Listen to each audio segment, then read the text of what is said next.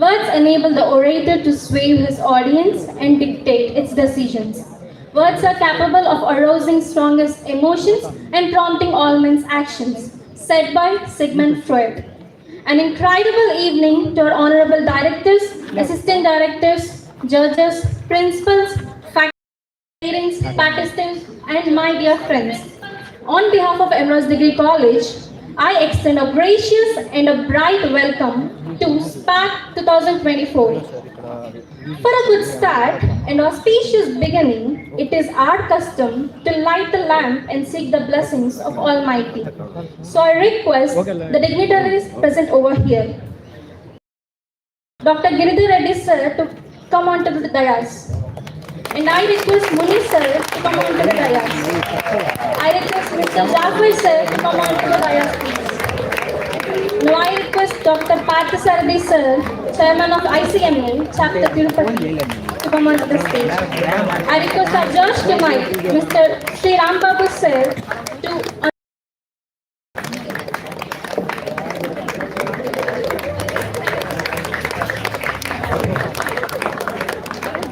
now I request Mr. Paul sir to come onto the stage, please, and Mr. Bankiran sir to light the lamp. Now I request Tejas sir onto the stage, please.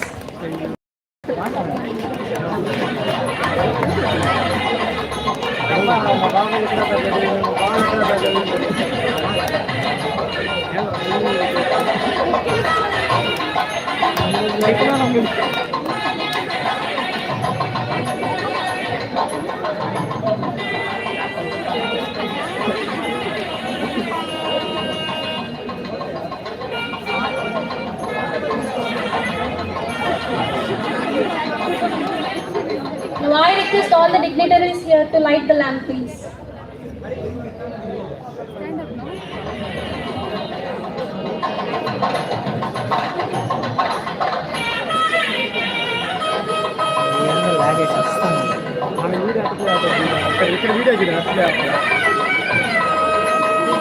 అది flash అయ్యలే దీంట్లో video చూడ అట్లే అవుతుందా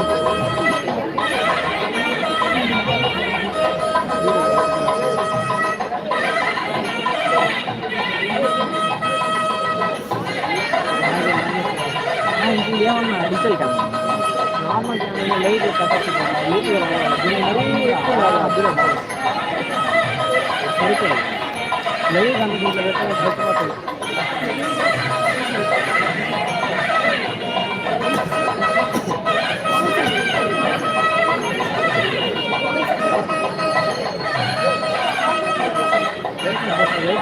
light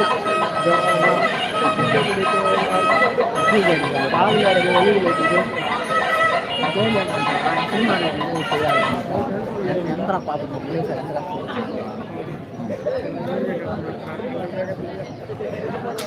లాభం లేకుండా వినాయకుడికి car తాగుతున్నారా diesel పట్టి చేస్తున్నారు. I request everyone to stand up for the prayer song, please.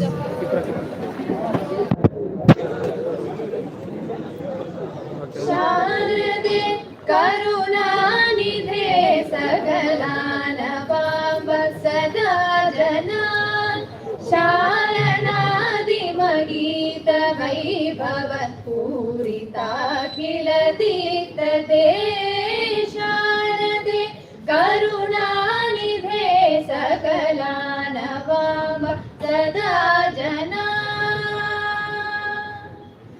धर्मभूषण भूषित वररत्न मौलि विराजिते धर्मभूषण भूषित वररत्न मौलि विराजिते शर्मदायिनि कर्ममोचिनि निर्मलं कुरु मानसं शारदे करुणानिधे सकलानवाम्ब सदा जना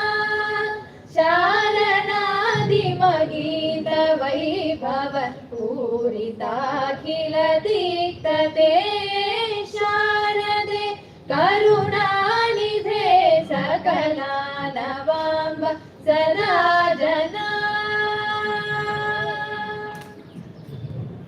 I would like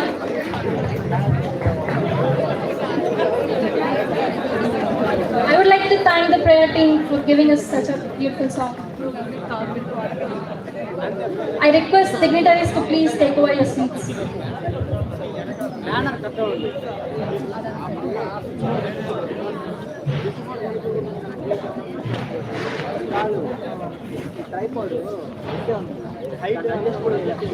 Now I would like to invite Paul sir to elucidate on the reason for this gathering. Sir, welcome please.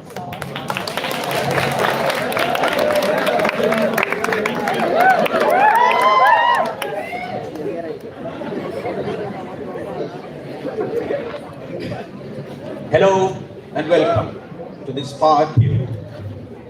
And it's my honor and pleasure to invite you all of you, and especially with the directors, sir, and also judges, and the Dr. Giri sir, and also in his absence, Vishwanath sir, and also. So we are so much delighted to invite you for this great occasion with this Spark. And every time it is an unusual occasion that we have in every year, that we celebrate this Spark and also several different other things we celebrate. But this Spark is completely different, and it is an exciting event. You see, and also my hearty congratulations all of you who are taking part here, and also I wish you all the best who are taking part. And also we welcome you, the parents here, and students, and everybody, a warm good evening for all of you. And then regarding to talk something about this Spark, this is, as usual, I'd like to say something about this. There are three things that we need to consider. The selection, and also what is the need and the objective of making this Spark and then taking part, the participation, and then motivating students to take part in this event. And also who are the people involved in this. So these are the things that I'm going to clearly share to you. First, we invited 157 students. It is an open invitation to all the students. They all registered and sent 1 minute video. They uploaded to the Google Forms. We downloaded them. And also, these were 157 videos that we got it. And also after meticulous evaluation and observation, the whole thing, the public speaking principles and the rubrics and everything, we come to select 50 students. After a meticulous, a very serious examination, it was 50. And also we had two runs. That's the turn court debate and extemporary.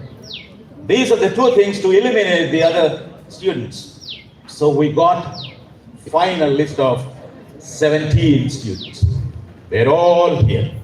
Give them a big applause here now.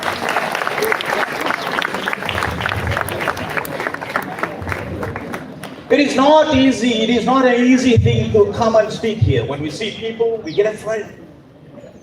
Even we cannot speak.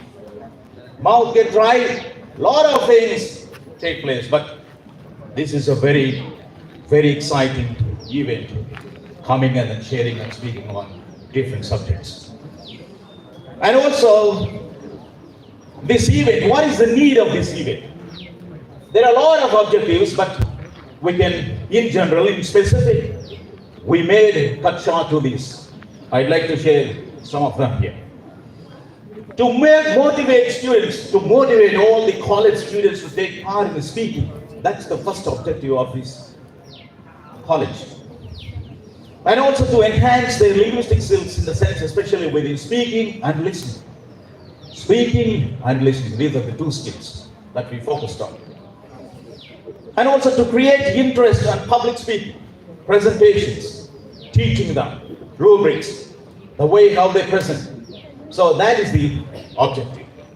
And also to boost self-confidence. And also to remove glossophobia. That way when people say we cannot speak, even one or two people, then we get afraid. To remove this, having practice, by the end of 3 years, they can go and then speak and then take part in their life. And then finally, to create opportunity to listen. It is not only for the people who present here. It is a great opportunity to you to listen. Listening is a great skill. You all listen to all the speeches. They're all related with different topics, very exciting topics. When Muni sir was talking to me, that he was advising related with the society and all the things. So, topics like social responsibility. We're all citizens, we're all students here sitting. What is your responsibility? For example, there is one of the topics that child labor. So we can see people how they're suffering. It is our responsibility to do that, to motivate, to take part in this, to eradicate it. This is one of the examples that I can.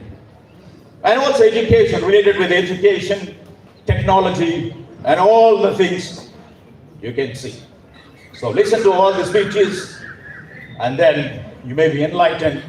The light is thrown upon you. Think of all the things, and then get some idea. So this is about the topics, and also who are involved in these events. Especially, we should be very thankful to the director, sir. Both of them, the board. It is a great initiation from the Emeralds. Whereas other institutions, you go and see them, they pay very less attention in recruiting speeches and paying attention to it. Motivation and all the things is lacking in other institutions. I have seen that. But this great credit goes to the director, sirs, the board, and also associate director, sir, Muni sir. And he is a great inspiration. And when we met him, he was talking, we do that for to motivate students, public speaking, reading, writing, and all the things. Whenever we meet, we speak a lot. These are the things that we can help these students, social responsibility, and all the things. And also thirdly, English department. The people who are working with English department, English teachers, Grace, Monty madam, also Sundara madam, me, and also from MBA department, Banu sir.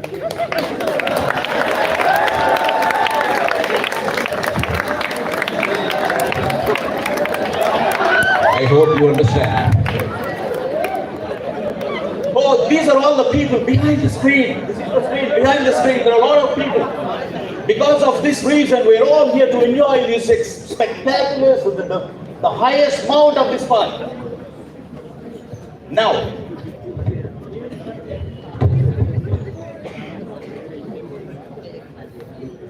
and also we have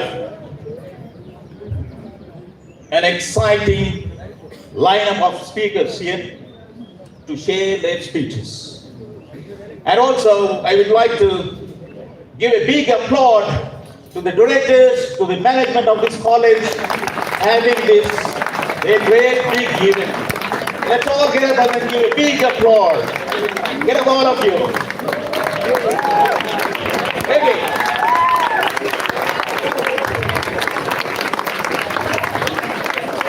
Thank you so much. Please be seated. And also my warm welcome to respected judge, Sri Rambabu sir. And also he is going to look at all the speeches. He has a rubric. According to the rubric, he looks at you, all the things, he evaluates. It is cut down to one guy, one person. Don't get afraid. Okay, so that is all about Spark. And then I'm over to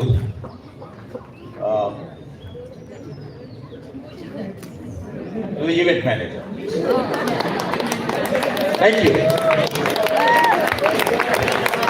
I would like to thank Paul sir for giving us such great insights about Spark event. Now I would like to extend my invitation to Mr. Bhanukiran sir to take over the event, please. Welcome. See, I request all the 17 champs to be on the stage, please. We'll pose for a picture, then we'll get what is the order. Please pose for a picture.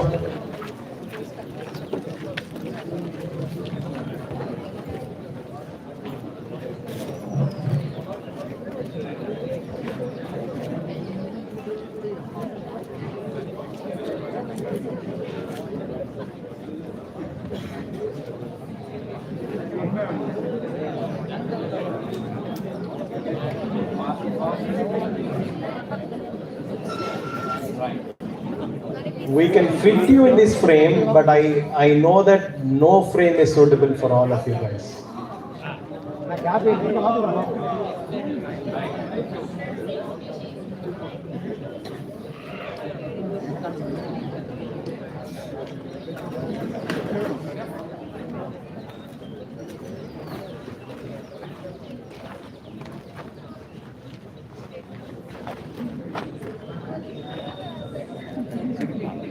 All right, all the champions are requested to take a chit from that girl. First number will be here, rest all will be leaving to seminar hall. Please take a chit. అదృష్టాన్ని పరీక్షించుకోండి.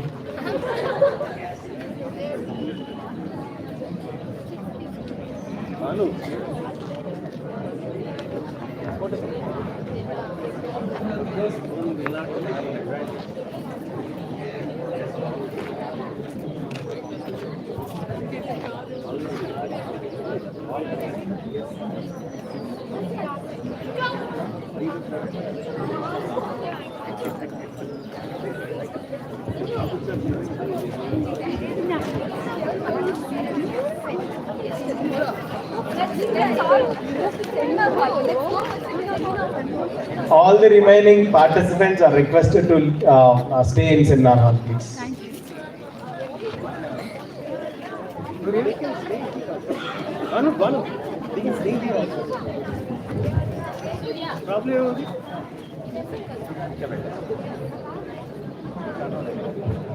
All right, folks, listen up.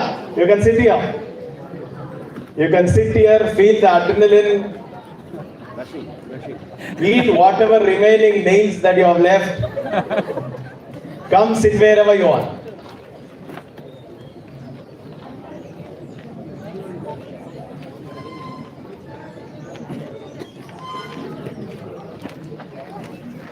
Sir, first candidate is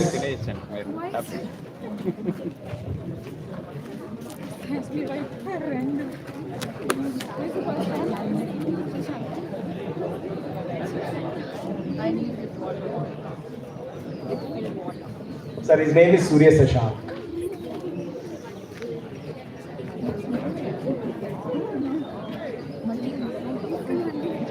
He's speaking on impact of plastic pollution. And he's nervous.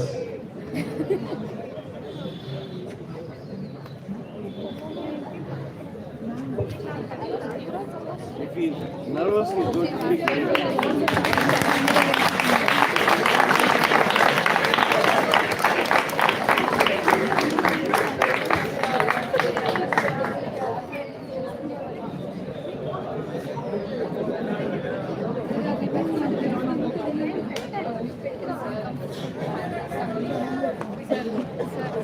Shashank, there was a saying that people who be nervous will speak more, will speak well. Thank you, sir. Yeah.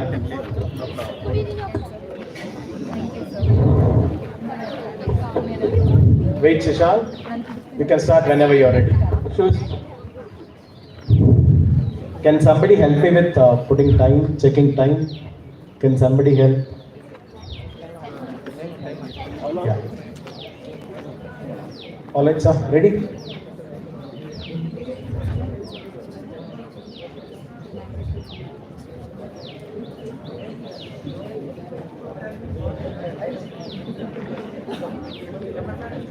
Please start.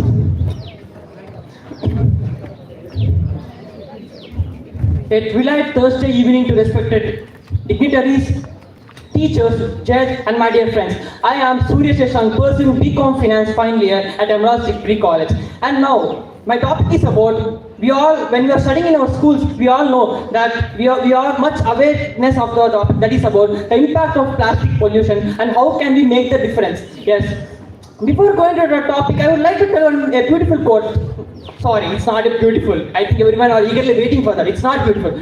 That is, don't let plastic bottles make our history fossils. Yes, I think you have heard it right. Yes, exactly. And now, I am going to tell the history of the plastic. Yes, plastic was invented in the year 1800 itself, and it came into the production at the year 1900s. And the plastic was slowly came into the development, and it was can be able to transform into many shapes as we are seeing in our daily life.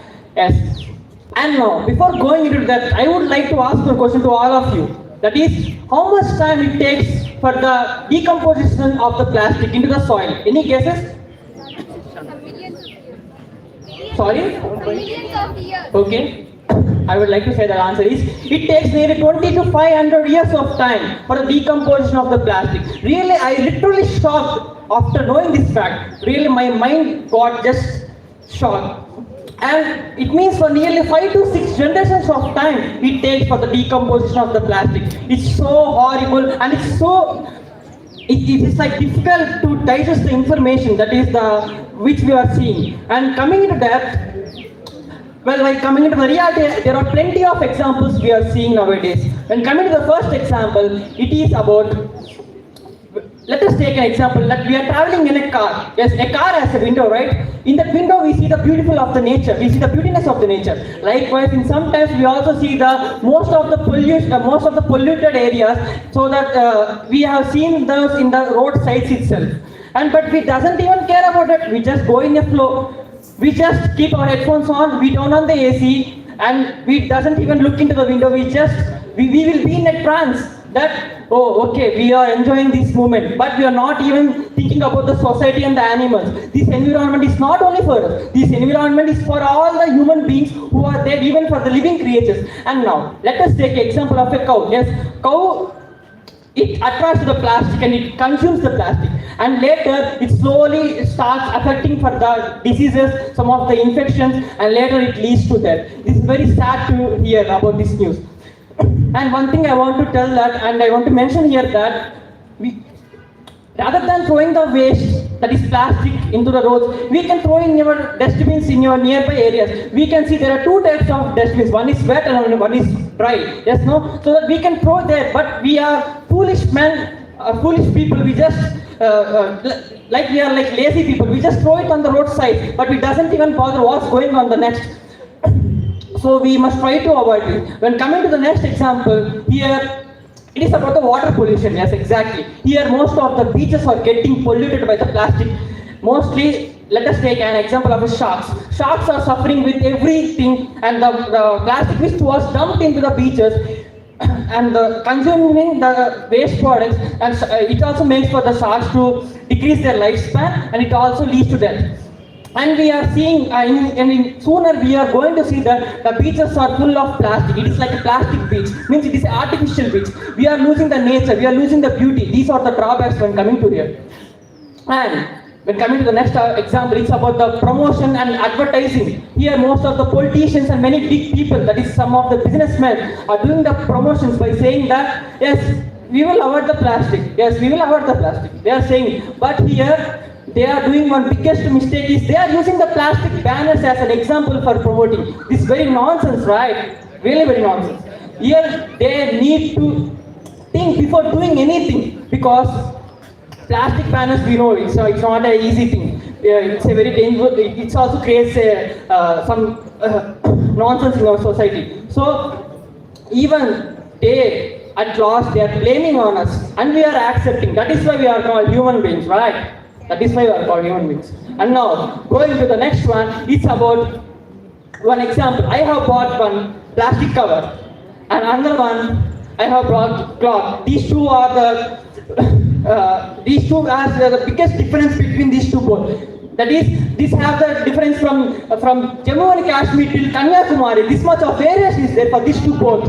Yes, because there are plenty of disadvantages when coming to this nonsense type of plastic. When coming to cloth, there are plenty of advantages. When coming to the advantages, it is non-toxic, it is biodegradable, it can be reused, it can be recycled, and moreover, it can tolerate the heat during the summer season. When coming to this, it's very lazy, it's very nonsense too. But also I'm saying, but it is like here most of the part is like quite opposite to this cloth bag. Here it is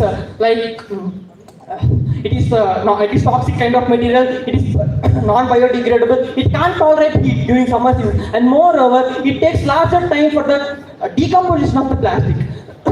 And now, before going to the conclusion part, I would like to dedicate one song on this. And the song is Plastic, Plastic, Plastic, Plastic. Where are you going? Where are you going? Plastic, Plastic, Plastic, Plastic. Where are you going? Where are you going? Into the animals, into the animals. What are you doing? What are you doing? Into the animals, into the animals. What are you doing? What are you doing? At last, killing animals. This is what exactly happened. When coming to the first two procedure, where here it starts from in the process where we just throw the waste, and later in the second step, animals try to attract the product and they consume it. At last, it prevents that. This is what happened. And here I would like to mention one more thing, that it is a quotation that don't be part of the pollution, just be part of the solution. Because for each and everything there will be a solution. Once again, I'm repeating. For each and everything there will be a solution, because we human beings, we are the solutions and we are the responsibility. We need to take care of each and everything, because animals can't do right. We need to be, as a social influencer, we need to take the, necessary steps. And now, coming to the conclusion, this is Surya giving an oath to everyone by saying that from this second, I'm going to control the avoiding of the plastic. And you students, it's time for you to pull up your socks and say that let's avoid plastic completely. And after my speech, if any one student changes, anyone, either he or she, if any one student changes, I would feel very grateful for that. I'm very much thankful for them if they change us. And moreover, I feel like it will be a lifetime settlement for me. Thank you for giving this great opportunity to the management and the administration and everyone. Thank you. Plastic, plastic, where are you going? See, that's a nice way to start this event, Suresh Shashank. You did pretty well. The energy was awesome. Thank you. Nobody, there's a saying just now I said no. Nervous people talk better. You proved it again. Thank you. Well done, Suresh Shashank. Give yourself a round of applause. Can we see number two? Number two, please go on stage.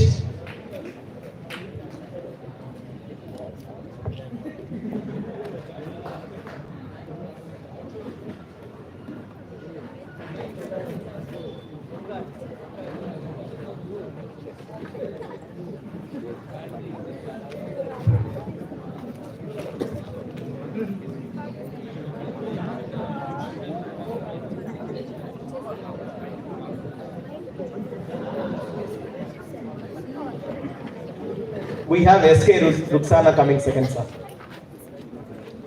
Sir? This is SK Ruxana. She's speaking about global scope of child labor. Global scope of child labor. A rest all participant do a 2-minute yoga, meditation will help. That won't help. No nail painting. That won't help.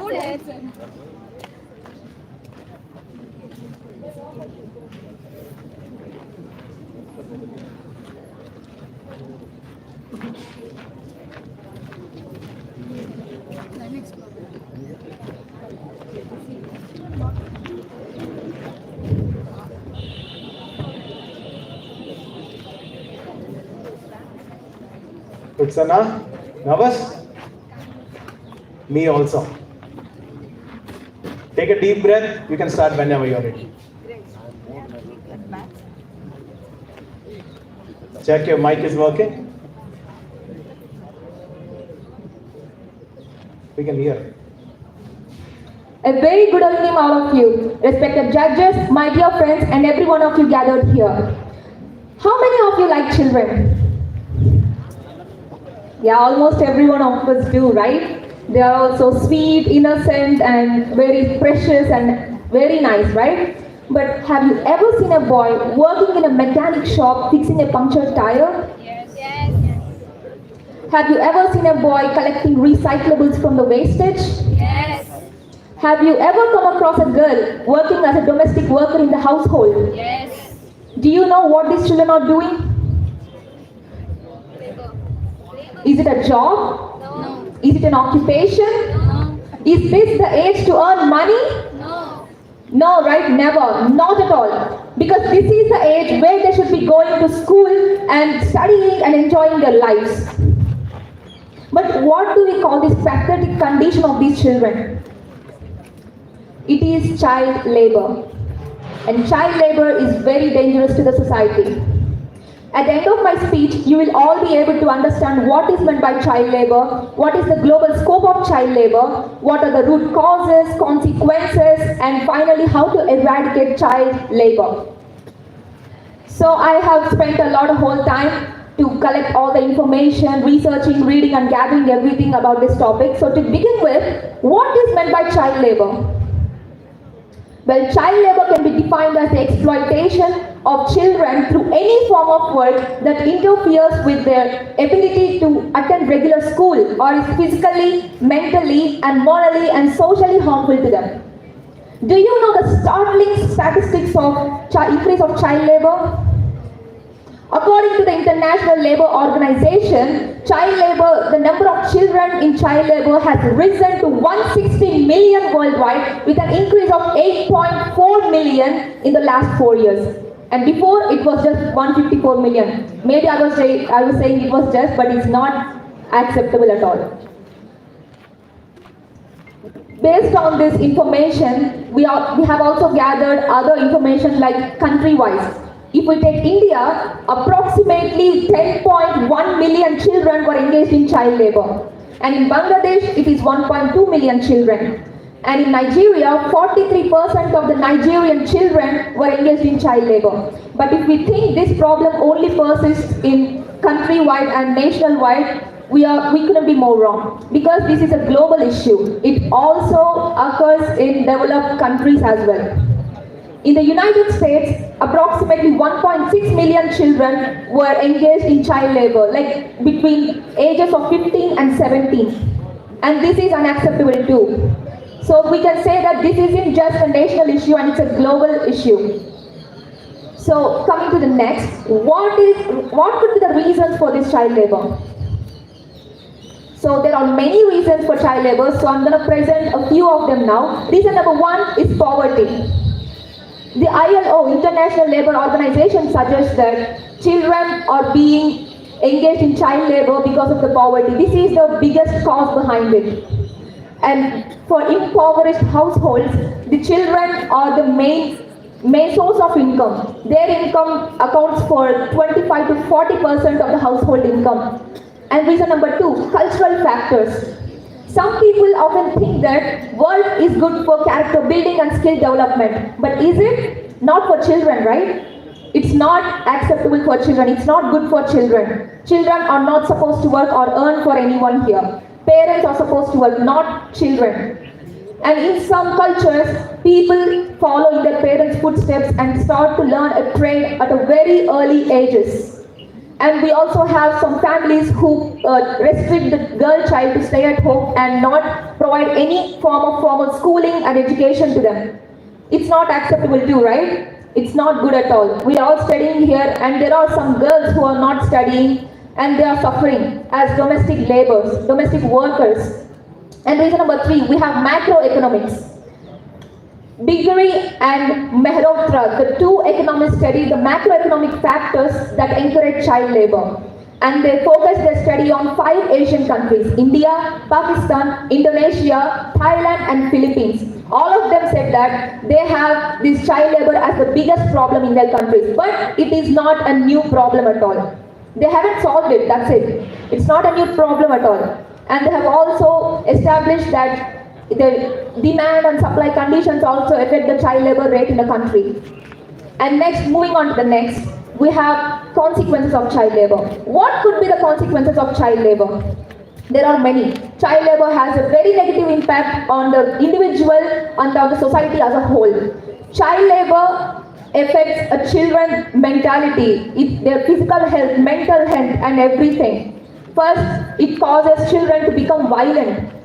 Because of the absence of support and guidance, children become so violent to survive in their harsh environments. They try to survive and this leads to the cycle of aggression. And then we have children becoming criminals. This This child labor encourages children to become criminals and follow the unlawful means for the survival. And we have children being neglected. Their physical health, mental health, emotional well-being, and everything is neglected. They are deprived of the opportunities to study, right to education, healthcare, and nutritional environment, nurturing environment, and everything else. How do we eradicate this child labor?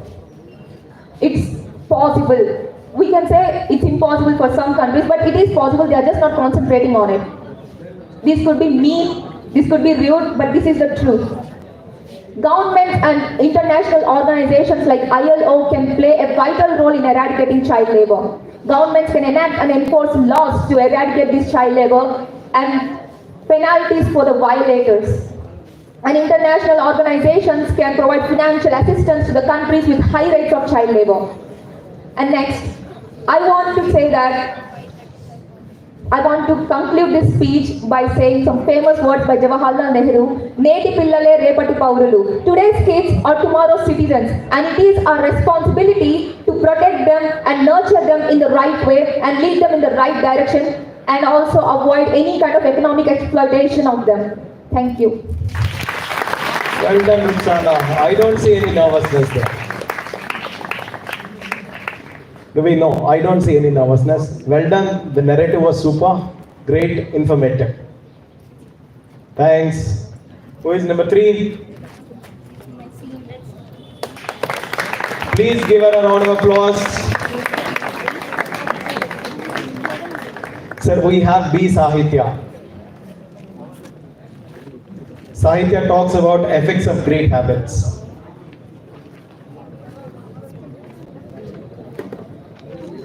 Effects of great habits.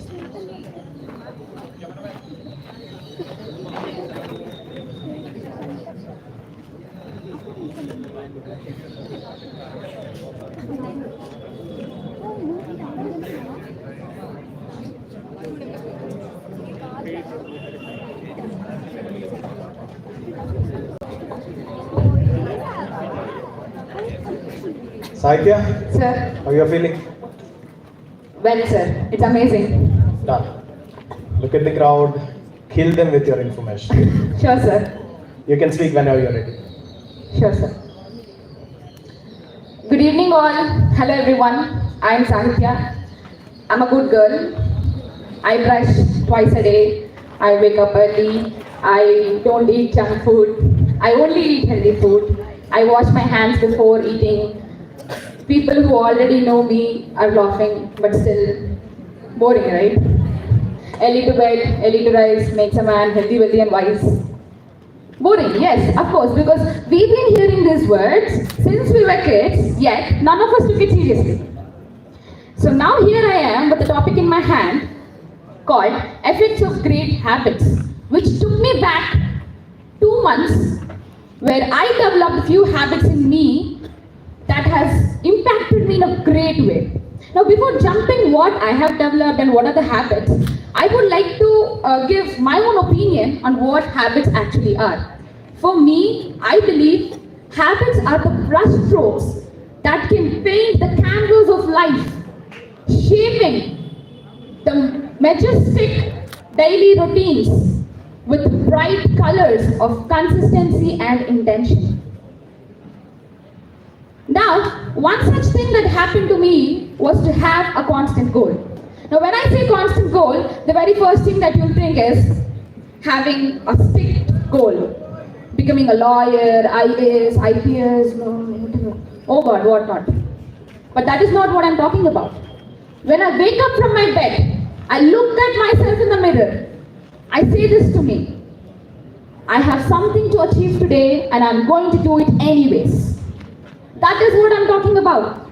A constant goal on a daily basis. Do you know how it affected me?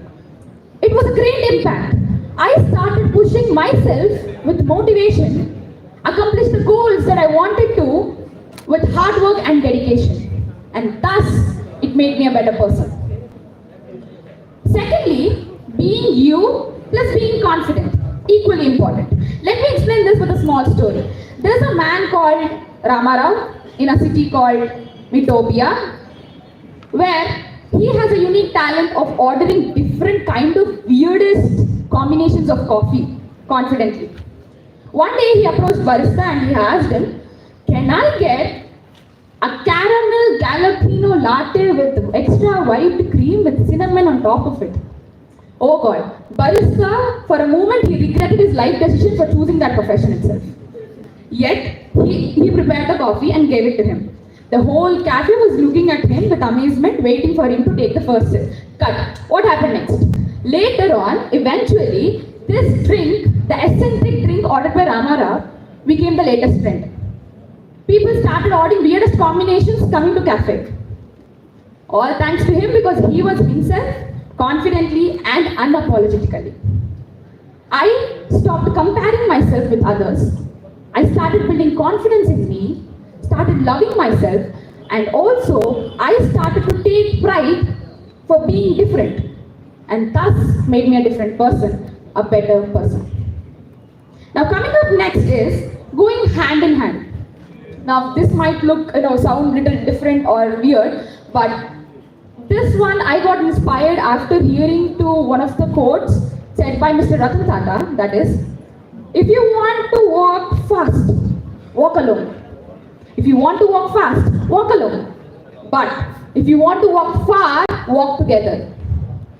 That is when I got to know that I need to include people in my journey and I need to be included in others' journey as well.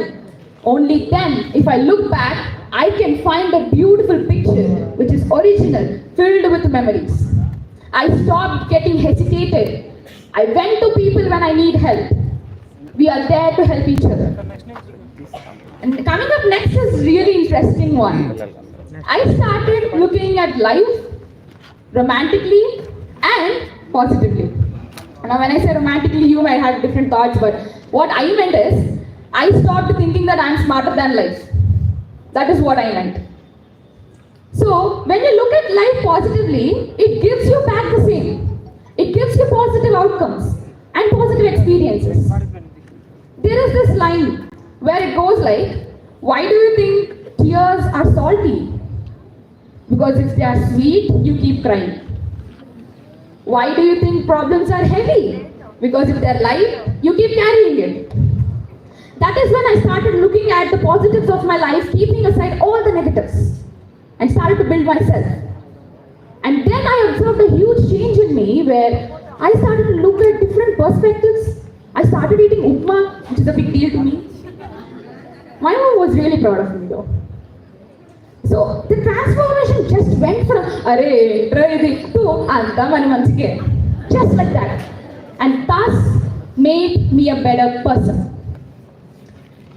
Last but not the least, my favorite and a gentle reminder to everybody over here is to be humble. Now when I say be humble, not that. Because being humble is different. We all have mood swings, anger issues, attitudes, different circumstances to handle. Yet, being humble to other person is really important. Why? Okay, out of curiosity guys, can I ask you a few questions? Can we blame sun for being so hot? Can we fight back with winter for being so cold? Or can we ask rains, "Why are you being so heavy and causing floods?"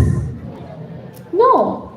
When we cannot blame the sun, when we cannot fight back the winter, why are we doing this with humans when they are also part of nature? They deserve the same love. Here comes two small lyrics, if you don't mind. "Saati manushulato matram sagadani enduku pantam పూటకొక పేచి పడుతూ ఏం సాధిస్తామంటే ఏం చెబుతాం." Understood? This is what I developed. I started seeing other people and they have appeared to me in a different perspective, a whole new person. Because I treat them the way that I wanted to get treated, and thus made me a better person. Now have you noticed that I've been using this phrase called better person again and again in my speech? That is because better person is what you can become if you inculcate great habits in your daily routines. Not kidding guys, I'm not at all kidding. That is what you can become. So I have started working on this, and honestly, when I got this topic called effects of great habits, I was like, what kind of a topic is this? Am I supposed to speak on this? My co-participants have got topics like medical industries, business, alcohol, drugs, and I got this topic. Not even a social event, right? This is not even a social cause to talk about in front of this much huge crowd and on a big wonderful platform like this. But only then when I started giving it a thought, I looked back at myself and I wanted to set myself as an example in front of you guys that I have become the coolest character of my own journey and a better person again. So finally, I would like to conclude by giving a quote by Sir APJ Abdul Kalam, where it goes like, "You cannot change the future. You cannot change the future. But you can change your habits, and surely the habits can change your future." Thank you so much for this wonderful opportunity, and all the best to all the participants. What has just happened? Sahitya, that was a massacre, man. Thank you, sir. You got brutal. See, does barista really serve that weird flavor? He did, sir. True. Yes. Can our users again, please let us know the flavor again? I heard the cinnamon, that's it. It is Latte. caramel jalapeno latte with extra white cream and a sprinkle of cinnamon on top of it. Oh, I don't think there is nothing left in this bag. True, sir. Well done, right. Sahitya. Give it up for Sahitya. Thank you, sir. You have a question. Actually, me who asked for it. Thanks, Sahitya. We wanted to see the next person.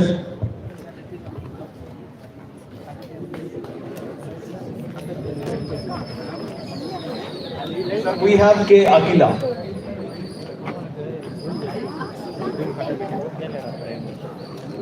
K. Akila speaking on, does modern technology bring peace into our life?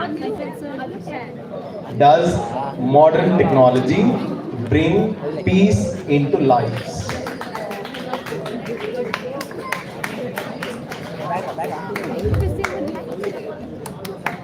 A delightful evening to everyone, to the respected judges, to the faculty and everyone who are present here.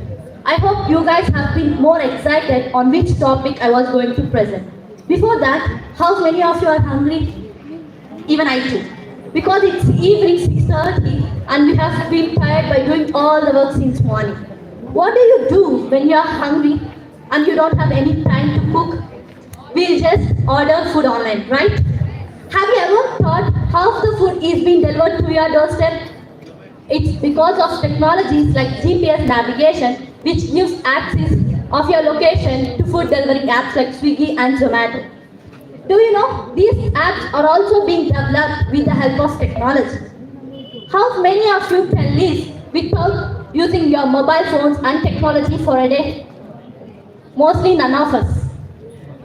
According to recent statistical data that 92.3% of the internet users access their internet through their mobile phones. That's how the technology has impacted us. That's how the technology has interconnected with our daily life. We can't imagine a single day without technology.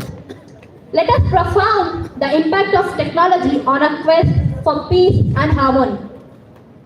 As the technology has been improved, it has significantly played an important role in every human's life. The technology has been developed from the development of wheat to the most recent advances in artificial intelligence. Our lives gotten simpler, productive and more interconnected as a result of technological innovations. Today, I am here to speak on the topic, does modern technology bring peace into our lives? At the end of my speech, you guys can know what are the good causes of technology as well as the bad causes of technology. I would like to share first the good uses of technology, as there are many, but I wanted to tell only few. Firstly, the good use of technology on education. Technology has revolutionized educational system. What do you mean by education actually? It's nothing but acquiring new knowledge and skills. There are many ways where we can learn new skills and gain knowledge.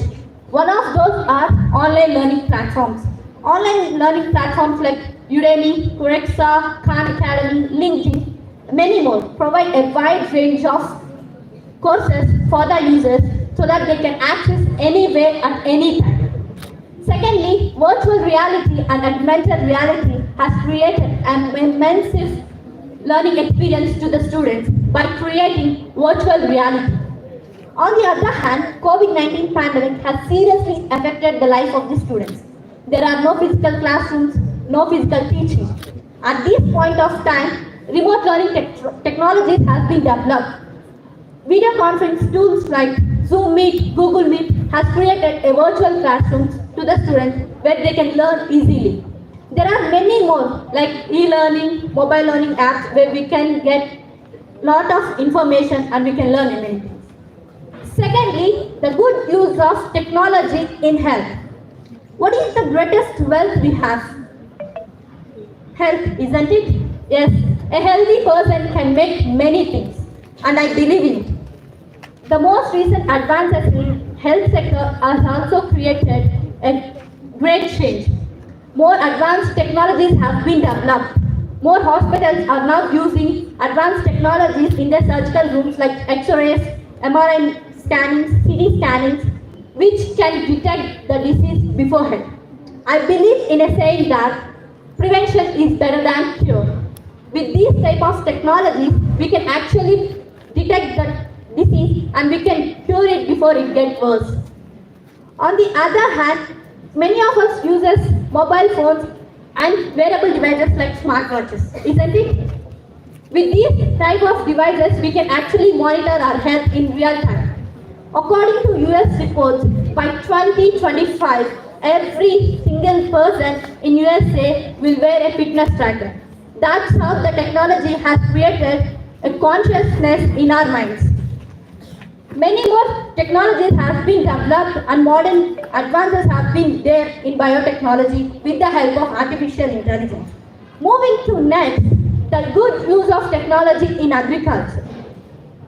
In the country like India, we mostly dependent on agriculture. As we really dependent on agriculture, the innovators have created a number of machineries like drip irrigation, sprinklers, harvesting machines, fruit plucking machines, etc. to help the farmers. The countries like Israel have already adopted these technologies as they don't have soil to cultivate lands. They have adopted drip irrigation, sprinklers, water management, rainwater conservation, and many more, so that they can increase their productivity and yield. Our country has also adapted those technologies to increase the productivity. Technology has also educated the farmers on how they should cultivate the crops, what are the fertilizers they should use, how they should manage water, etc. This can create employment and productivity and can also get income for the farmers. Moving to next, the great advantage of technology is our internal security of a country. It plays a crucial role in the internal security of a country. What do you mean by internal security? It's nothing but protecting our country from inside threats like terrorism. Advanced technologies have been developed like surveillance systems, cameras, drones, sensors, detectors, etc. so that we can detect the threat beforehand and we can prevent it. Next, two-factor authentication, biometric identification, iris identification are being some of the tools where we can use to protect the personal information of an individual. Moving to third, there are some cyber security measures like protocols, encryptions, firewalls where we can protect the country's secure data. I would say that no technology is harmful. It's just that when the human mind reaches destructive mode, every technology is harmful. When the humans reach a compulsive mode, they don't know what they are doing with technology and how they are using it. Many argue that technology do have negatives. Yes, I partially agree with it. Excessive use of technology can be harmful for the mankind. Let us talk about the bad use of technology. Firstly, the bad use of technology will be over-dependence. People nowadays are more over-dependent on technology for simple things. For example, if you ask me a math calculation, I can't do it without the help of calculator. That's how we are dependent. That's how we are killing our creativity and thinking capabilities. There are many tools like this. On the other hand, it can also be a bad cause on modern weaponization. Like advanced technologies are used to make advanced weaponaries. When a countries don't know how to use their weapons, it can create a massive destruction. For this, we can take World War II simple example. USA has utilized nuclear bombs on Japan, which completely destroyed two cities, Hiroshima and Nagasaki, which are still struggling to develop. Countries should know how to use their weaponaries. On the other hand, technology do have its impact on environment. The excessive use of technology can be harmful to the environment as well. The radiation which will be released by using of mobiles, electronic devices can be harmful to the birds, and it may lead to extinction of species. I would say that we can overcome all these negative aspects when we use the technology consciously. The humans should use technology consciously for well-being of the society and to improve themselves personally. The technology is invented for only two reasons: for the security and to enhance facility. So it's up to a man how he uses technology. I would say we can all overcome this when we use technology consciously. I would like to conclude by saying we can combine technology and peace together. For example, traffic signals, customs at airports, detectors, sensors are some examples where we already combine peace and technology. It's up to a man how he uses it. Technology alone will not bring peace. For us, let us look after humanity first. Thank you. Well done, Anita. Second, I will give. The only technology that I know is calculator during Corona Zoom. Next is YouTube. Well done. That was systematical.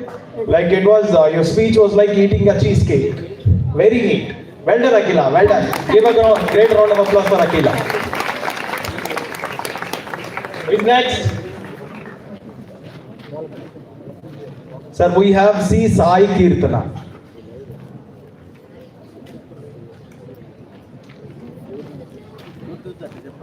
C. Sai Kirtana. She is speaking about reading habit is dead today. Agree or disagree? It seems you are having a great time, sir.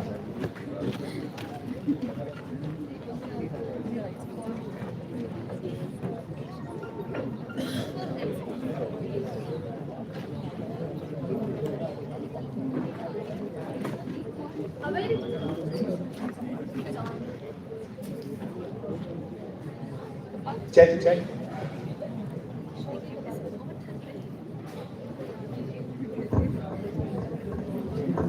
Stay there for a minute. Start when you're ready.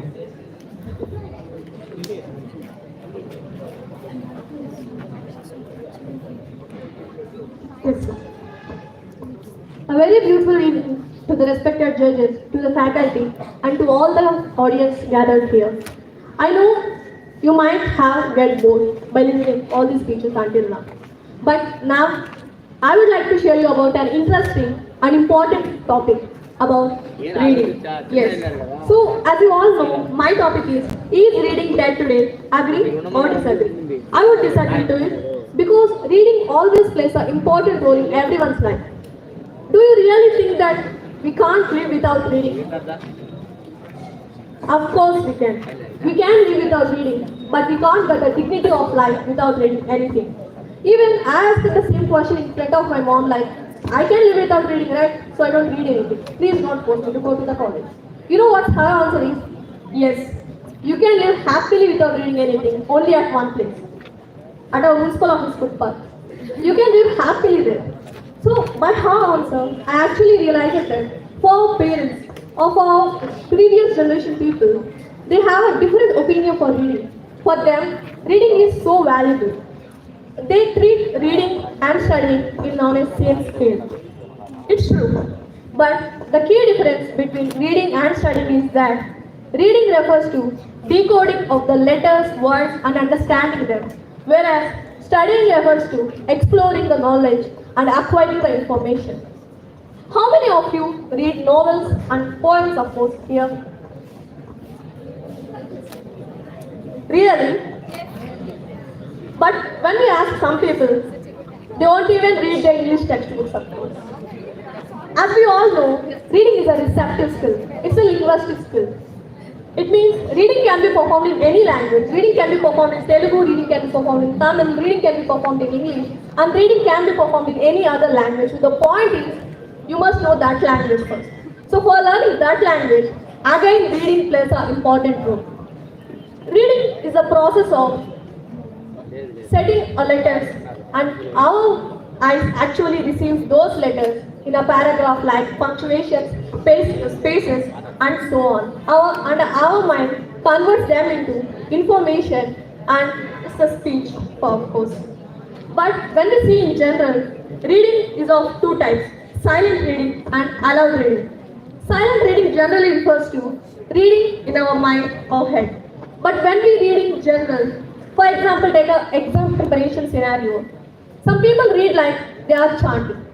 They will chant like national anthem is a national anthem, it's a national anthem, hands to the national anthem, national anthem, national anthem. And in some people, they literally do some black magic, like they're like words like, oh yes, oh my god, Thomas sir will beat me for this. They will read like that. And when it comes to loud reading, we can't even guess that when our other person lost his interest in reading because our DTS vocal. It's true, right? In a world where digital media and screens dominating our attention, the written word remains a powerful force. The refrain that reading is dead echoes through conversation only, but it's a fallacy. Still, the book clubs have become vibrant hubs for the literary discussions. It's true that the students who read for fun has declined, but the educators and book enthusiasts are turning the tide. Of course, it's true that the percentage of people reading is decreasing, but it is not died yet. With these book clubs, the readers actually resort their plots, explore characters, and they share their love for books and reading. And we are living in an era, undoubtedly, which is filled by the digital gadgets and digital apps. But from the moment we get up in the morning, we read the something or the other, like newspapers, stories, and books. May some of us not, but some will. So, always reading plays an important role in our life. And the digital platforms like e-books, audiobooks, and online platforms have democratized reading. It means people can access reading in their devices at any time and any place. There won't be much distractions for them. And these digital platforms also organize the reading discussions actually. Through maybe Zoom meeting, of course we've seen many times.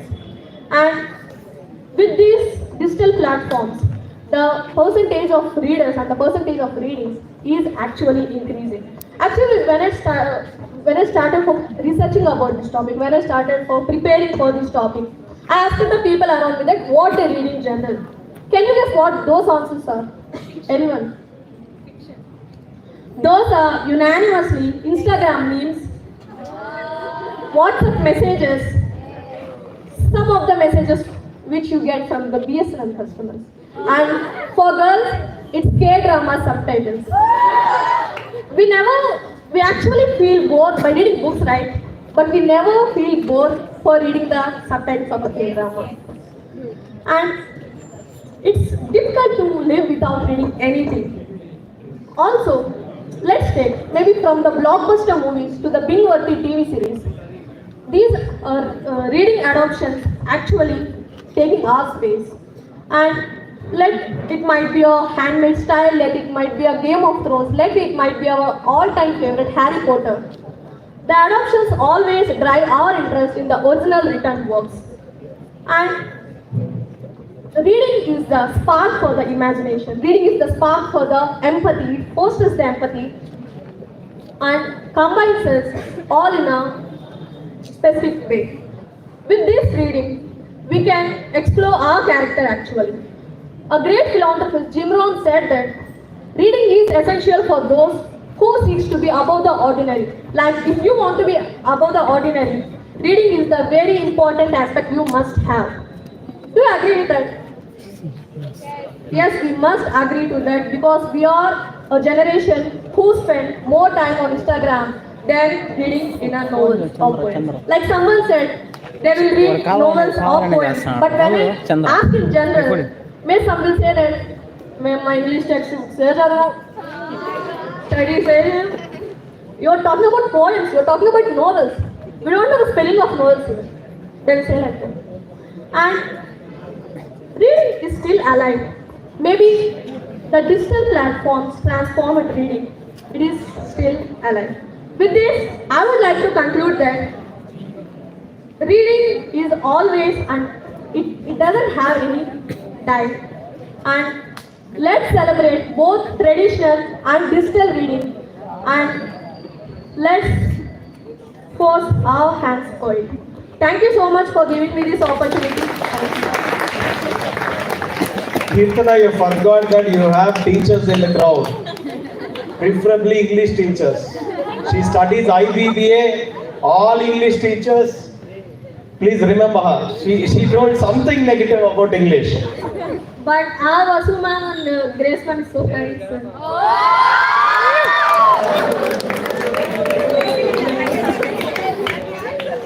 We don't need biscuits again. We noted your name. Kind-hearted, ma'am. Basically, we are kind-hearted. The reading is not dead. Listening is dead because I hear so many voices behind. Now see, నాలుగు అయిపోయినా ఇంకా ఉన్నాయంట. నాలుగు కాదు, 5 అయిపోయినాయి.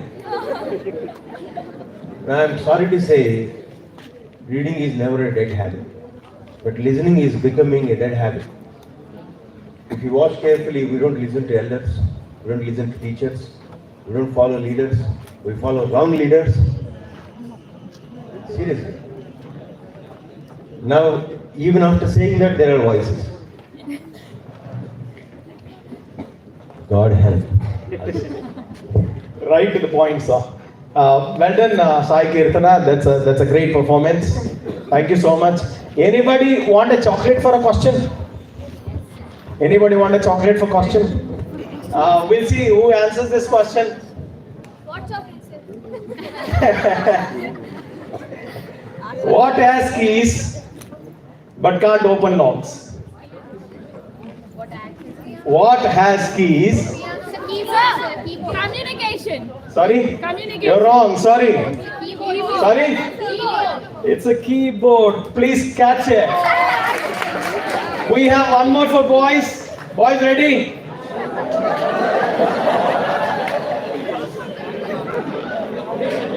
All right, all right. I'm tall when I'm young, and short when I'm what? It's a candle. Well done. All right. Who is next? Who is next? Who is next to speak? Hey, question Sarata. Who is next to speak? Guys, that was great energy. Well done.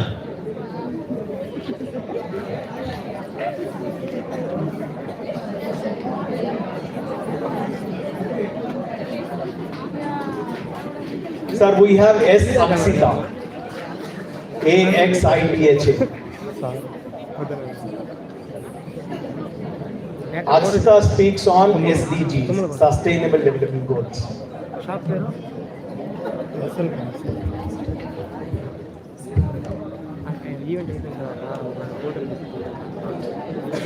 Do let us know when you're ready, Aksita. Stage is yours. Go on. Thank you. Leave no one behind. Sustainable development growth for better future.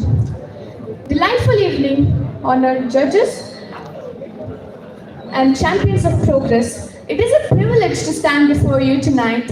And when I say sustainable development growth, you might think how boring this topic can be. But let me take you on a trip, how interesting and important it is to India. As we stand at a precipice of unprecedented global challenges, from climate to social inequalities, it becomes increasingly clear that action is not only necessary, but imperative. This is where the sustainable development growth comes into play. Sustainable development growth refers to economic progress that meets the needs of present without compromising the ability of future generation to meet their own needs. It's about making sure that we are improving our lives without causing harm to the planet or making it harder for the future generation to live as well. You know, it's like balancing a checkbook, making sure we are not spending more than we have and making sure there's left enough for the later. And also like trying to grow a garden. We take care of the soil, we use water wisely, and we give plants what they need to thrive. In India, sustainable development growth are like roadmap for a better and sustainable future for every Indian. And SDGs are very important to improve our lives as well.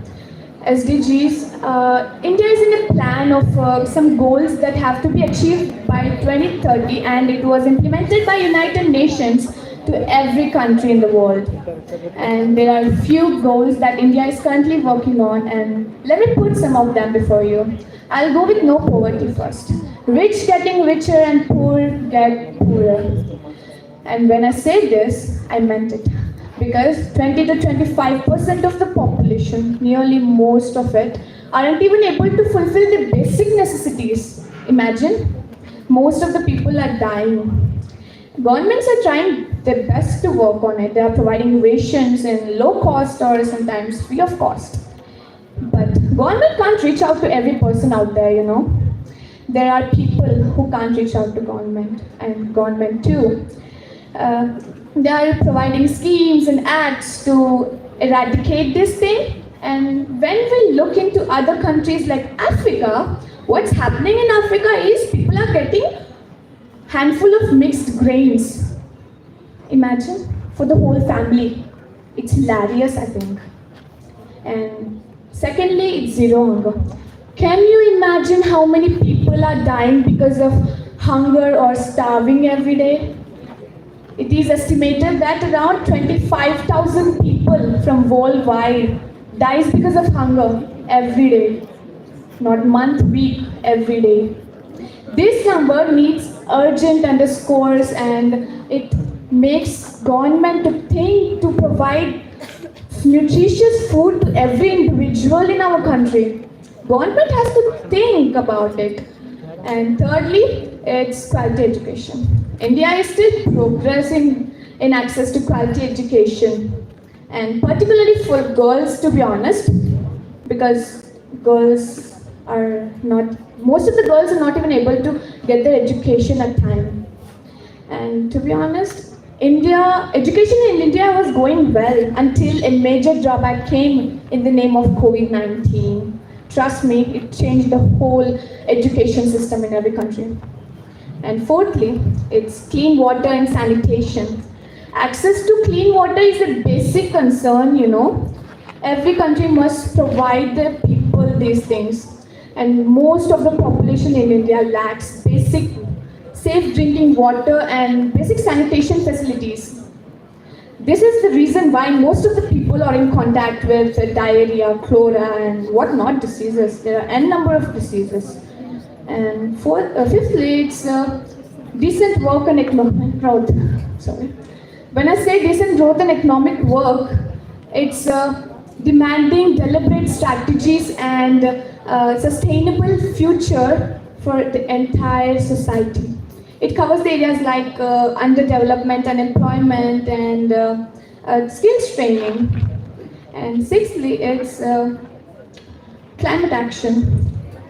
India, with its geography and large population, it's facing so many difficulties related to agriculture, climate, biodiversity, and melting of the glaciers early, important one, and whatnot. going to peace, justice, and infrastructure, India is also struggling to get these things to people. People in India, I think 3 by 4 are not getting justice. It's fact. 3 by 4 of the people are not getting justice and they aren't treated right. India need to progress these all things. And 8th one, it's sustainable communities and cities. When I say sustainable communities and cities, it's not about building large buildings and creating an environment which is like similar to foreign countries, but creating a safe, resilient, and inclusive place for people to live in. India isn't providing these things too. I know government is trying good, but I want government to do their best. We can do it if we are together in this, both civilians and government.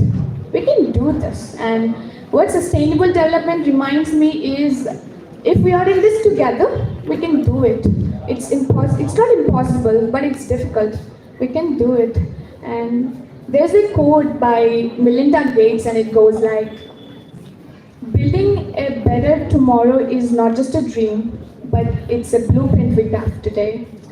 Let's lay the foundation with compassion, paint the walls with equality, and illuminate every opportunity in the corner. And let's make sustainable future for upcoming generation. Let's at least now hit the lights of our brains and work, and let's reunite together and work on our better and improvement of our future. As we united at the time of our freedom, we can do this thing again. Let's do it, Indians. Thank you. That's not fantastic. That was not fabulous. That was fantabulous. That was systematic. We don't know that. We don't know all things that have happened. Whatever the points that you have told, like I imagine myself and shame on me that I am not doing. Well done, Akshita. Please put your hands together for Akshita. Who is coming next?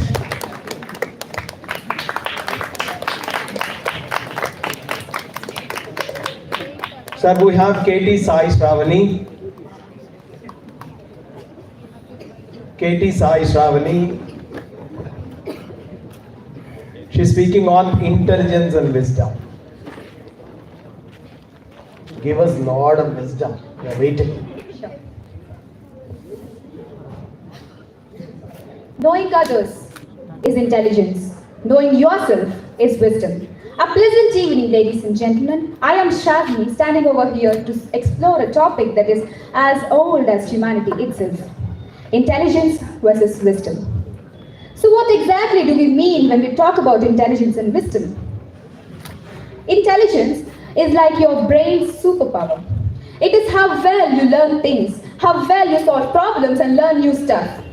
The more you think, the more you solve problems, the more you learn new stuff, the smarter you become. Now let's shift to wisdom. Wisdom is like a special guidebook for life. Wisdom is all about knowing, analyzing what is right and what is wrong. Look, it is not always knowing stuff and stuffing your mind, but to understanding your knowledge and knowing how to implement your knowledge. Imagine that you were left in a world where intelligence reigns supreme, yet wisdom lies neglected into the shadows. With your intelligence, by using your intelligence, you might unlock the secrets of universe, but neglect, but falter in building relationships with one another. You might build towering skyscrapers, but neglect the ecosystem that sustains life in the humanity. Like what I meant to tell here is, intelligence without wisdom is like a ship without rudder, sailing aimlessly in the sea. Conversely, now consider a world where wisdom flourishes and intelligence languishes. You will find happiness, you will find comfort in the simplicity of life. But you will get shackled by the chains of ignorance and stagnation. Wisdom without intelligence is like a bird with clipped wings. Now consider historical figures like Albert Einstein and Mahatma Gandhi. Both undoubtedly possess high level of intelligence, but it is their wisdom that made them truly exceptional. Einstein's theories reshaped our understanding to the universe, but his wisdom led him to advocate for peace and social justice. Mahatma Gandhi's intelligence fueled up India's independence movement, but his wisdom led him wisdom towards the non-violence resistance that inspired millions across the globe. Sometimes we might get to face difficult situations, difficult choices, choices that may be taking a decision for your career or resolving a situation, resolving a conflict with your friend. If you use knowledge there, you may analyze the situation and you weigh the pros and cons and then get with the solution. But if you use wisdom here, wisdom guides you not to just see the immediate configurations, but to see the long-term effects that the situation holds, the emotions of the people that were involved and the values that they hold dear. So to explain you more clearly, I would like to take an example from our cup of tea. I believe that many of you would have seen a series called Oppenheimer. Robert Oppenheimer was a physicist who led the Manhattan Project back in the Second World War. He invented destructive weapons, destructive forces like atomic bombs and released it in the Second World War. If this man would have used his wisdom back then, he wouldn't have handed over the atomic bombs in the Nagasaki and Hiroshima and Nagasaki cases.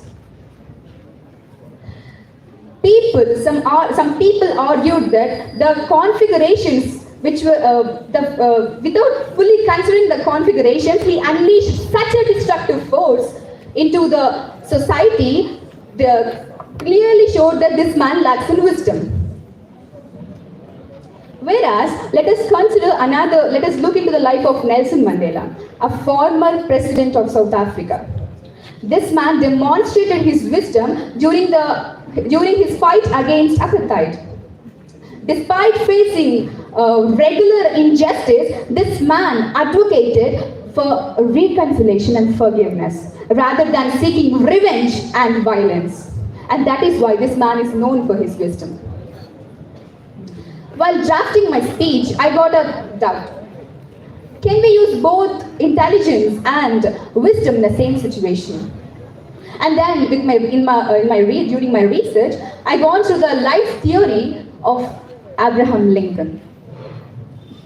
Lincoln's leadership qualities clearly showcased his usage of intelligence and wisdom in a situation that is American Civil War.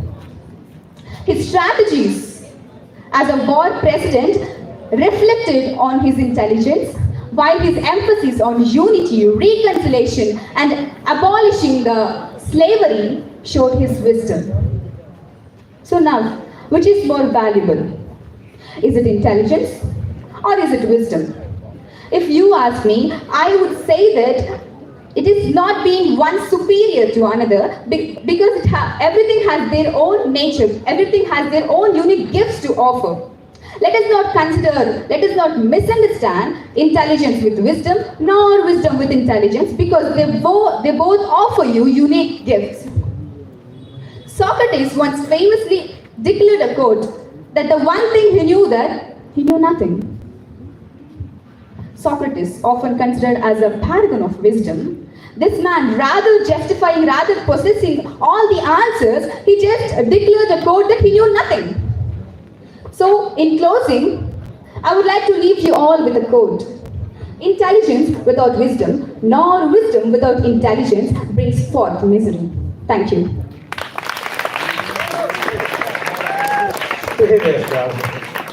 I believe she spoke like, come on to your face, come on to your face. I believe she spoke like a politician in terms of the wisdom.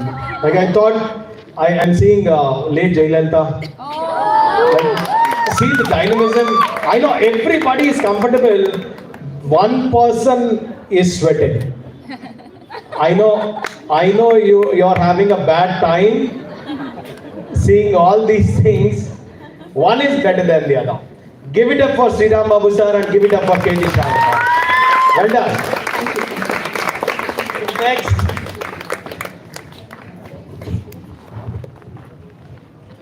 Next. Sir, we have N Vishnu. We have N Vishnu. You wanted to call a mic or a?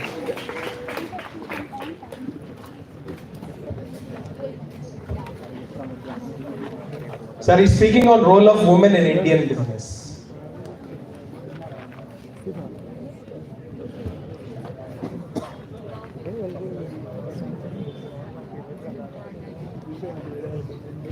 Audience ready for a quick question? Panju Skype in tarata.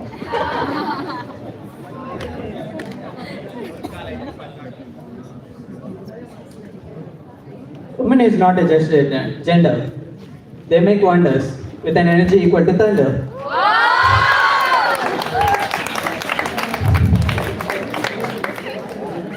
In the ancient days, women were treated as slaves and with still their patience and if you see their patience is very much as they earth. So with their patience, they stood up and bared it. And in the loss of their patience, they took a step ahead and to conquer the world, just like in the Chhatrapati movie, Okka Adugu. So, yes, they got their wings. They found burning from husband's funeral to burning the Indian economic graph. Electrifying evening, emerald audience. My name is Vishnu Vardhan. I am pursuing bachelor's degree in Emerald's Degree College and in computer stream. I think by this you have got an idea that what I am going to deal with. Yes, role of women in Indian business. About 20.37% of MSMSE industries in India is made up of women-led business. Women entrepreneurs and their increasing presence in India significantly influenced the social and economic demographics of the country. Women entrepreneurs are empowering 50% of the India's startup ecosystem. If you see that they are particularly active in e-commerce, fashion, education, technology, and healthcare. They are different in their decision making. They are different in their management. They are different in their leadership styles. They differ in their motives, goals, and aspirations. Being different, they also face obstacles and struggles such as which are different from other men, which are faced by men. So obstacles that I list are financial resources, family obligations, and lack of resources, lack of risk-taking ability, and deterioration of health. So, to face the obstacles, there are some qualities required, like desire to excel, hard work, self-confidence, and initiative and motivation. Optimistic. What does optimistic refers to? As the situation is hereby, I would like to say that friends has 7 letters, so has enemies. Joy has 3 letters, so has sad. Success has 7 letters, so has failure. Everything has its own way. It depends on whether you stand on this side or this side. So next coming to one interesting aspect of women is that if a woman is doing a business, even if she tries to take her dream flight turn, but she suddenly finds that her wings are missing. Why? Because her own family started creating restrictions that you need to get married. Who will take care of you if something bad happens? Just tell me, if really something bad happens, how can she survive? Well, Indian women have made a bold statement that by creating their presence in every field, be it education, employment, profession, and business or even politics, contributing greatly to the growth of the country. According to Insight's World Economic Forum 2022 report, Global Gender Gap report, they have mentioned that the ratio of the women founders are 2.68 times whether the men are just 1.79 times. So I would like to suggest that educational institutions play a vital role in shaping the mindsets. Introducing entrepreneurship education in women's and supporting the women can make a future leaders. Falguni Nair. How many of you know Nika? Yes. Falguni Nair, Nika. Everyone was awestruck when the Nika founder, Falguni Nair, being the managing director of Kotak Mahindra Bank, left her job to launch her startup at 50 years old. It was April 2012 when 50-year-old Falguni Nair decided to launch her startup with a 10 crore rupees of investment from her pocket. Come to 2022. In 2022, Nika is a public listed company and is a remarkable success story. It grew by 345% last year. And Nika is a proof that entrepreneurship is not about the age, it is about the state of mind. So, when the people at her age look at retirement options or taking things slow down, but Falguni Nair decided to venture into a new world by creating a net worth of 38,700 crores. Coming to next one. Kiran Mazumdar Shah. She decided to follow her father's footprints and earned a degree in zoology in Bangalore University and a graduate in brewing in University of Bel Air, Melbourne. But she couldn't find a job in the brewing. Leslie Auchincloss, the owner of the Viacom, took Kiran as a partner of the company. And in 1978, he launched a Viacom India in India. Within just a year, Viacom India became the first company to export the enzymes to Europe and US.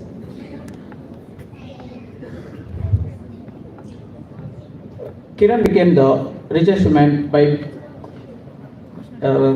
being the person behind the testing and development of the world's first ever orally consumed insulin product. Last but not least, can mother's love or desperation create $1 million company? Yes. Ghazal Alga, the founder of Mama Earth. She founded Mama Earth on the basis of to treat her child's condition. She found that the products that were used for her children and every children in the world contain toxins. So she gave a thought to her husband that why can't we give a toxin-free products? They started with the 6 products and their first turnover of a profit is 14 crore for the first year, and today it is 700 crore company in terms of revenue. So finally, I would like to conclude that women represent half of the world's population. Until the women are given the same opportunities that men are, it will be great recession for the globe or the planet until we give the same opportunities. Because when a woman moves forward, the village moves, the family moves, and the nation moves. She is a believer, she is a doer, she is an achiever, and she is everything, and she is you. Happy Women's Day. Well done, Vishnu. As you said, woman is a big integral part in society and development. Well done, Vishnu. I see your effort. I see your grit. Well done. Next one. Who is next? Sir, we have K. Bhavyashree. Bhavyashree is speaking on biggest threats to students in days to come. She is speaking on biggest threats to students in days to come.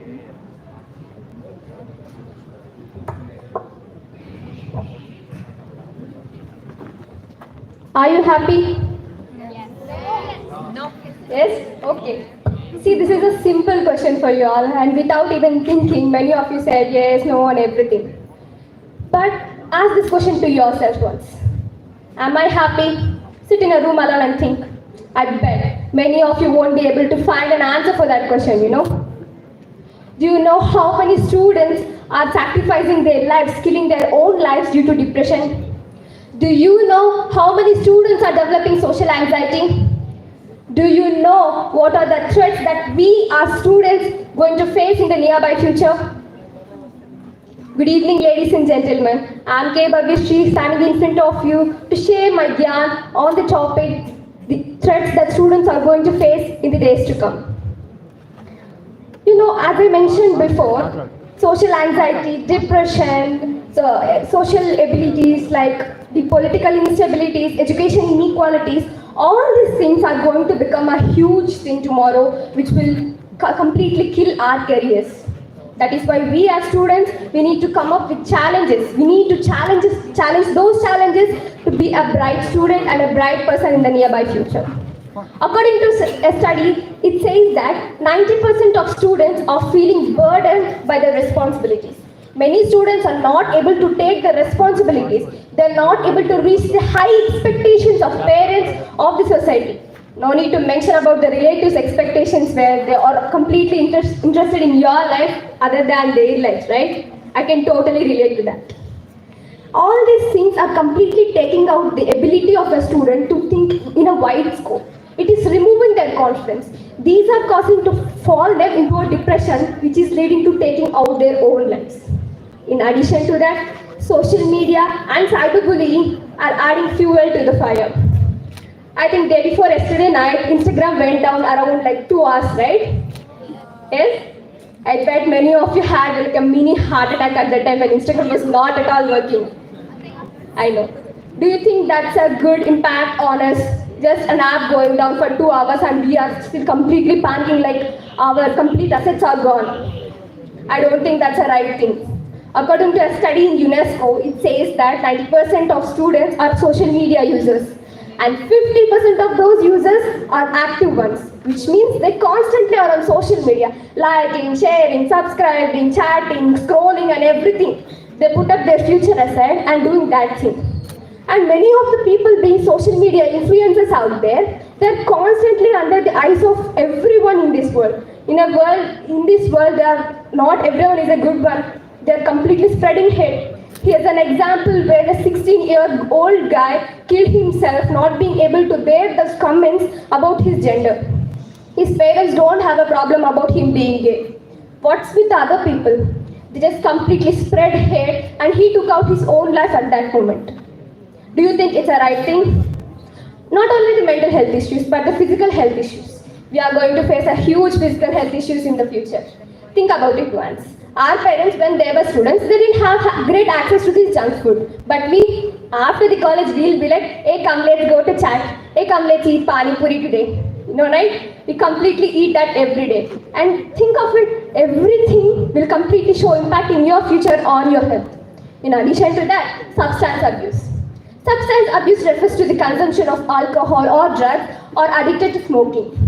Society started normalizing these consumptions. You know, in movies they show like, you're sad, go have a drink. You're very happy, go have party with friends and have drinks. If you are depressed, go have a drink. If you had a breakup, just live in the bar, don't come to home. Go and live in the bar itself. This is what movies are teaching us, and students are completely influenced by that, which leads to long-term effects in their health. These things will lead into, destroy their mental health and also physical health in the long term. And coming to that, you know, parenting is a big thing here. I believe that parenting plays a very key role in this. In Telugu, there is a saying which goes like, "Mokkai vanganidi, maane vanguna." Yeah, which means that when you don't shape it in the right way in the budding stage itself, you don't have a right to expect it to be a good thing or a well-grown one in the future. Let me take two scenarios and explain it to you. Okay, the first scenario is a parent where they are completely busy with their lives, always on laptop, always on phone, not even talking to their kids. They're not able to spend their time with kids, not eating together with their kids. At that situation, that kid will feel unloved. He will feel depressed. He will feel like no one loves me, not even my parents. I can't share anything with them. In this case, that kid has a high possibility of getting into bad influence. When he gets into bad influence, that's the end of his career, that's for sure. Let's take the scenario 2, where the parents are completely loving their kid, spreading positivity with their kid, sharing everything what they have done in day, and listening to their kid what he has done in day. So at that case, even when that kid did a mistake, he will come and share his to his mom or dad. They will lead them in a right way, saying that, no, this is wrong, you are doing wrong, you are going in a wrong way, please do it right. This is what will happen, right? But what are we doing? What are parents completely doing? I know many parents are really trying, but somewhere, even without knowing, they are losing their child itself. We are popularly known as Gen Z, right? Gen Z, very, very popular term in social media, where we are said like carefree souls. Gen Z are carefree souls, which they say, right? But in my opinion, careless would be more appropriate. Why careless? Yes, we are careless. Need to admit it. We are careless. Careless about our studies, careless about our assignments, careless about our college, careless about everything, not thinking about parents, careless about our future too. Many of us setting our future aside and doing our own things. You know what? We are living in a society where India is still a developing country with youth as majority of population, where students are the pillars for our nation. We need to face the economic challenges that India is going to face because we are the pillars of our India, right? But all we do is, if Vijay Devarkonda comments in this reel, I will start to study. If Virat Kohli comments on this reel, I will start to study. Bro, Virat Kohli is already serving this nation and busy with Akai Kohli. Why do you drag him in your studies, bro?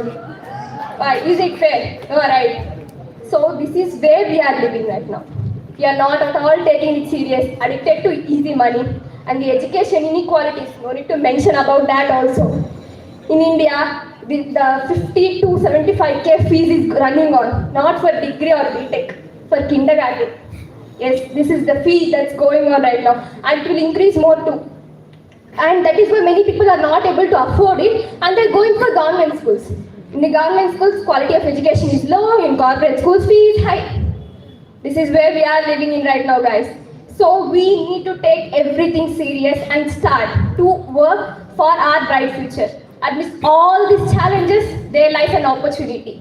An opportunity to work hard, to march together, to work on our futures, to empower students. Students are just like Hanuman. They have power. We students are very powerful, but they don't know about their power. They are not using their power at all. They are just going around politicians using their power for them. I don't think that's the right thing. Let us all start to work on our future. Let us march together. As the saying goes, like alone we can do so little, but together we can do so much. Let us all walk together with courage, compassion, and unwavering determination. Let us make our future bright, beautiful with our own hands. Thank you. This is fire, Bhavya. This is fire. Come, let us together do some Instagram reels. Jokes apart, well done, well articulated. Good job. Thank you, sir. Before we see next one, shall we have a quick question? I'm sure nobody would answer this. I'll give 3 chocolates for this. Are we ready? Yes, sir. See, what comes in a minute, twice in a moment. Bullshit, man. Krisha, Ajay, this is brutal. Well done, please take your all 3 chocolates. Yeah, next participant, please. For all our slow learners like me, I'll read out the question once again. What comes once in a minute, twice in a moment, but never in 1,000 years? Question is as old as we are. Correct, that is letter M. Well done, Krisha. Do we have, you need that? Or you need a mic? Where is the other mic?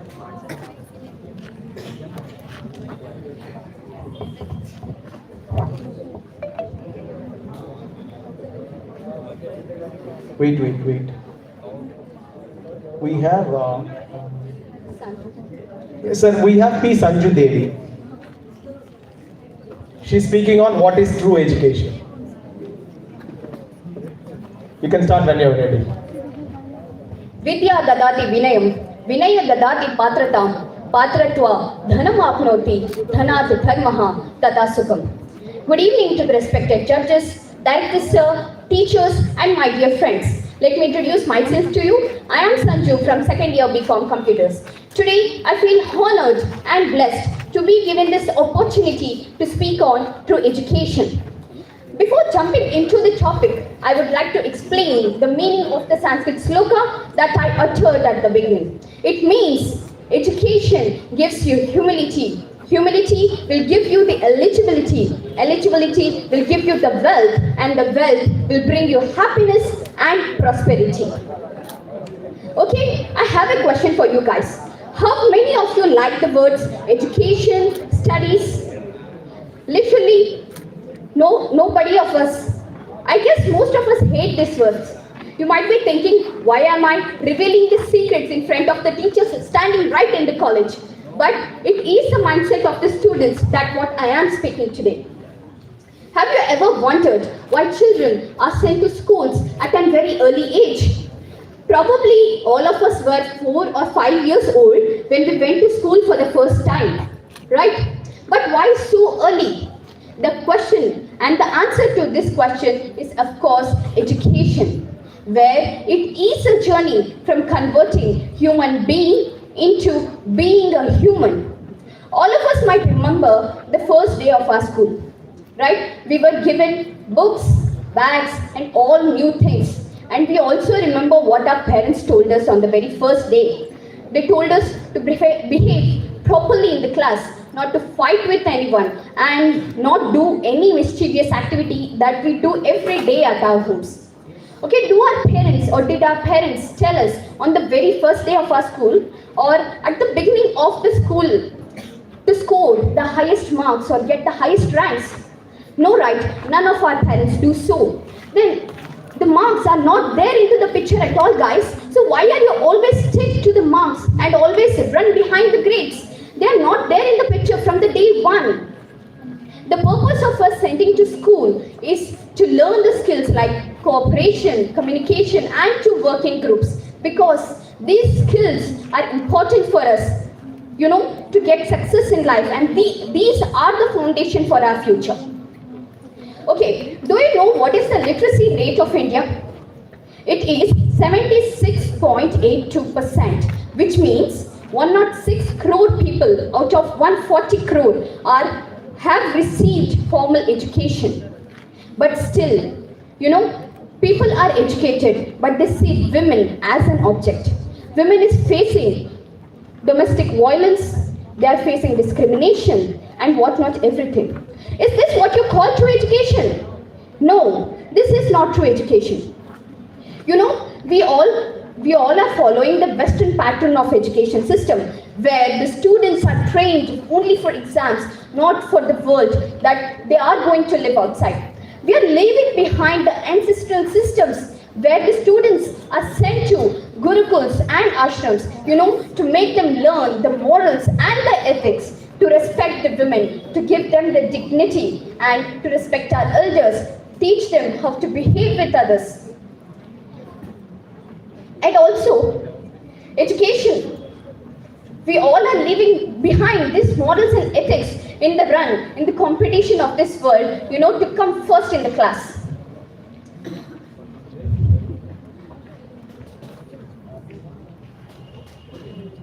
Education should not be only about coming first in the class or getting the academics out of it.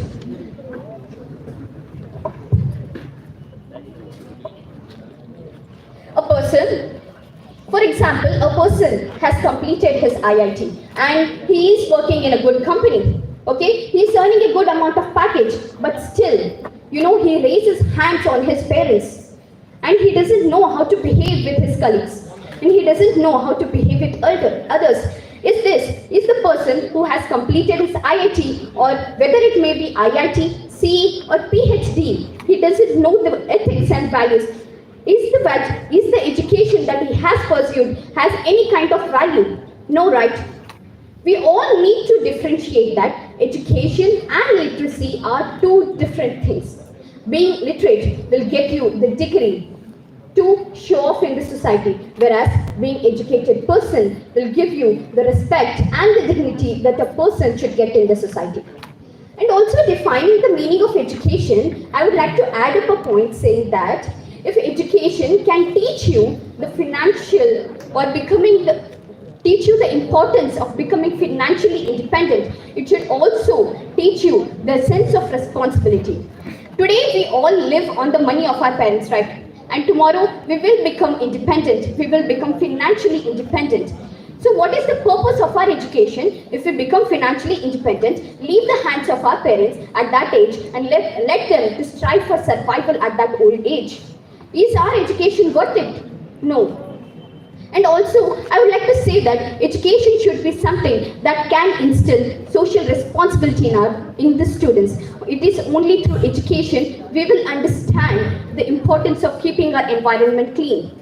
In schools, we all have subjects like environment science, biology, natural sciences, and etc. But we all study this only as a subject, not as the course or as a course that is essential for life. Only a truly educated person will understand the importance of not throwing garbage on the streets, not wasting water, and not contributing to the global warming. Education is not merely about studying or getting good jobs in our life or to get well settled in our life.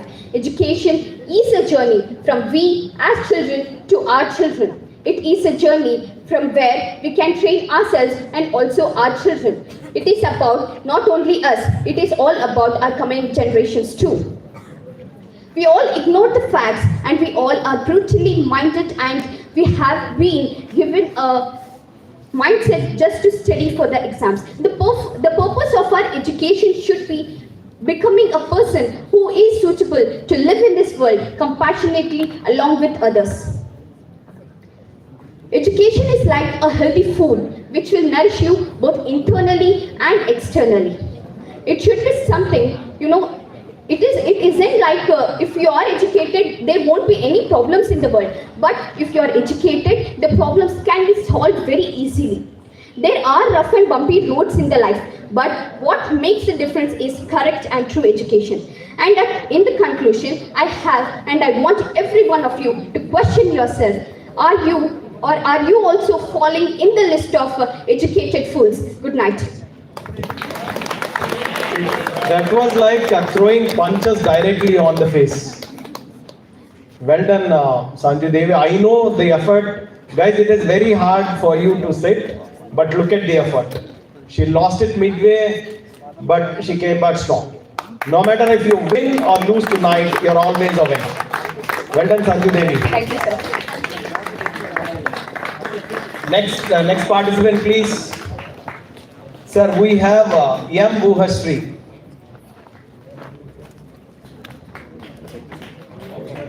We have M. Buhasri. She's speaking on is medicine a business or humanitarian? Good evening, ladies and gentlemen. Well, I would like to thank Judge Rambabu sir for contributing such a valuable time for us in this great event. Well, my name is Uhashri and my topic is medicine, a business or humanitarian in nature. Well, we Indians always believe in Arogya Dhanasampadaha. That is why our ancestors have been crafted traditional practices into our medicines. Do you have known how medicine have been evolved, created and originated in India? Well, as a matter of 1,000 years back, during the period of ancient times, Indian civilization, particularly during the period of Vedic, where our ancestors brought certain traditional practices in medicine, which is called Ayurveda, which is science of life. And also we've been seeing certain developments in it like Siddha, Unani, which was originated from southern and western parts of the country. These emphasizes with some herbs and natural remedies which are available in our great Indian kitchens itself. Well, I would like to share one of my personal experience to you all. if from my childhood I've been observing, like most of you also have been noticed this. If I got any hurt on my skin, my mother immediately come and apply turmeric on it. So I used to ask my mother, why do you do this to me? She just say that it kills you very faster. So then, passing times, in recent, like back of 15 years, well, I would like to ask a question to you all. How many of you watched Seventh Sense? A movie called Seventh Sense. Oh, there's a huge crowd. And in that movie, like, again I wanted to ask the other question. How many are Surya fans here? Lift up your hands.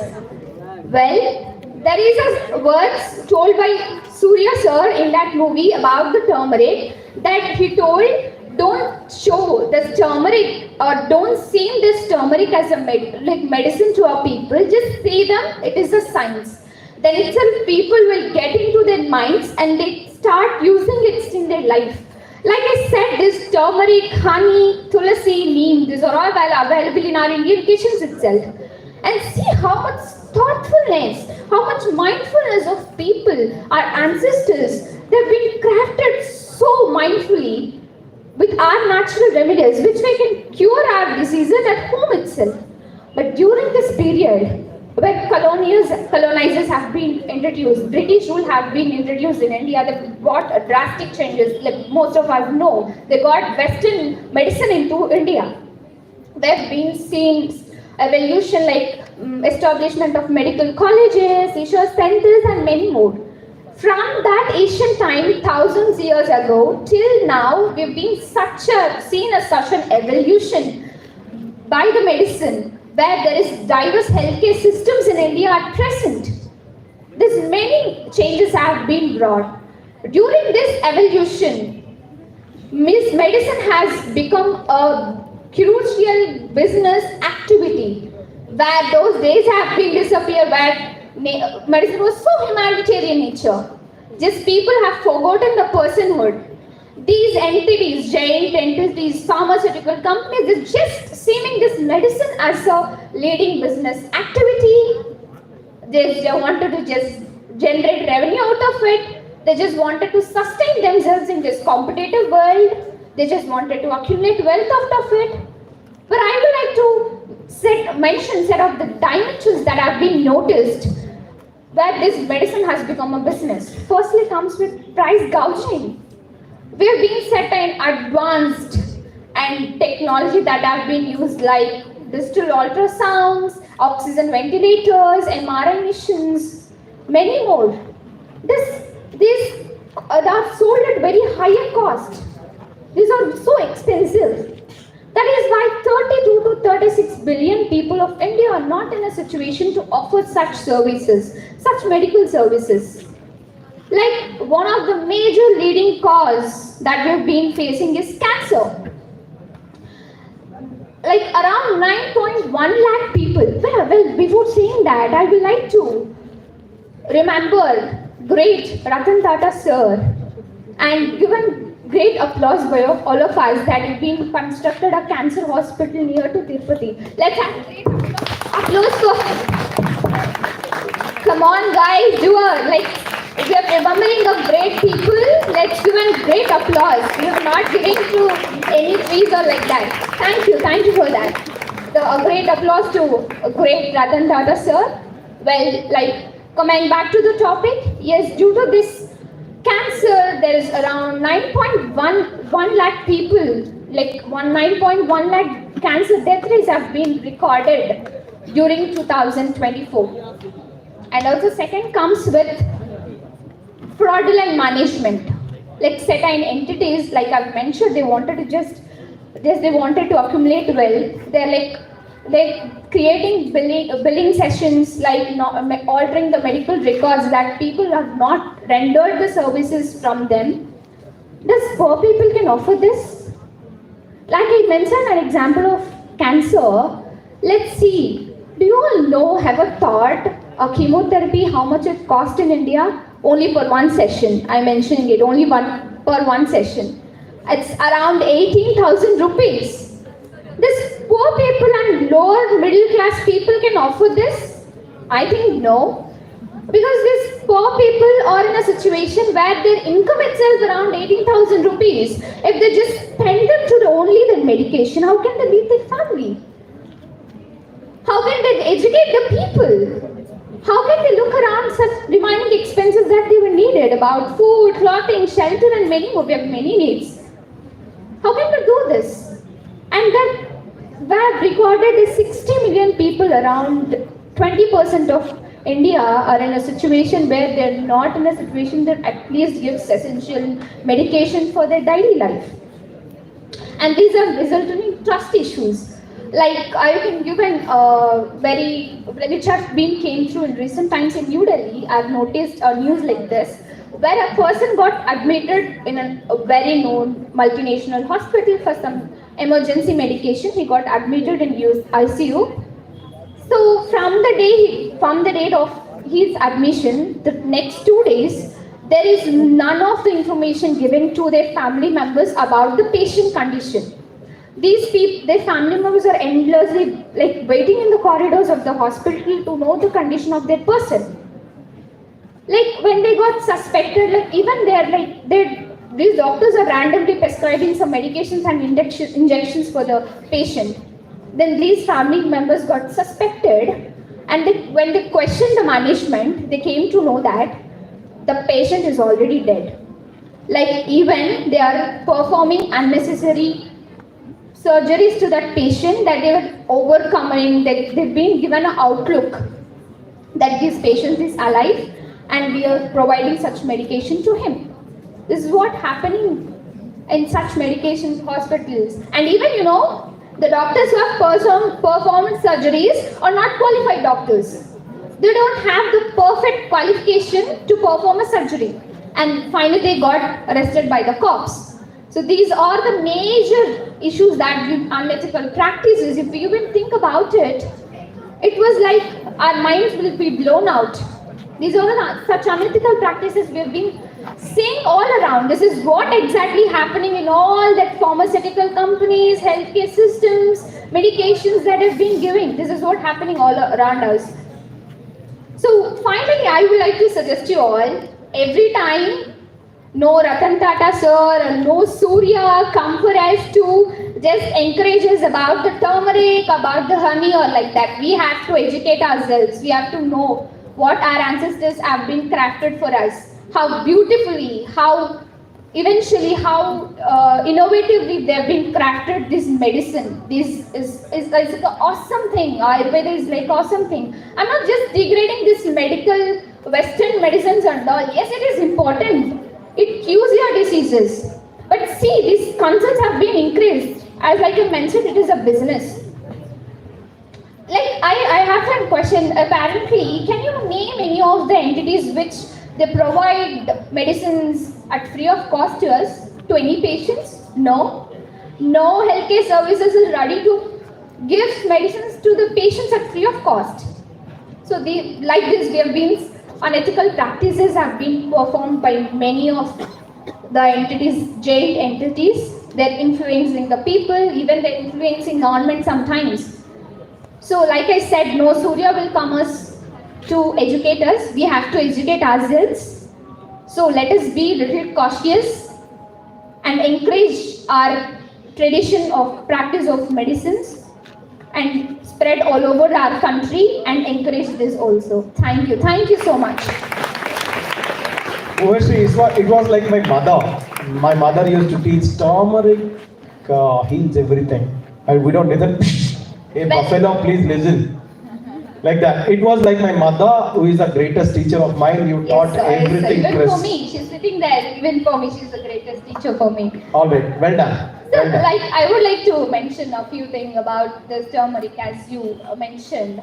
Yes, it has certain anti-inflammatory and antioxidant properties. Well, it cures. Just listen to your mothers. It will be very helpful. I thank my mother. She's sitting there. Thank you so much. Thank you. Well done. Well done, Worship. Who is next?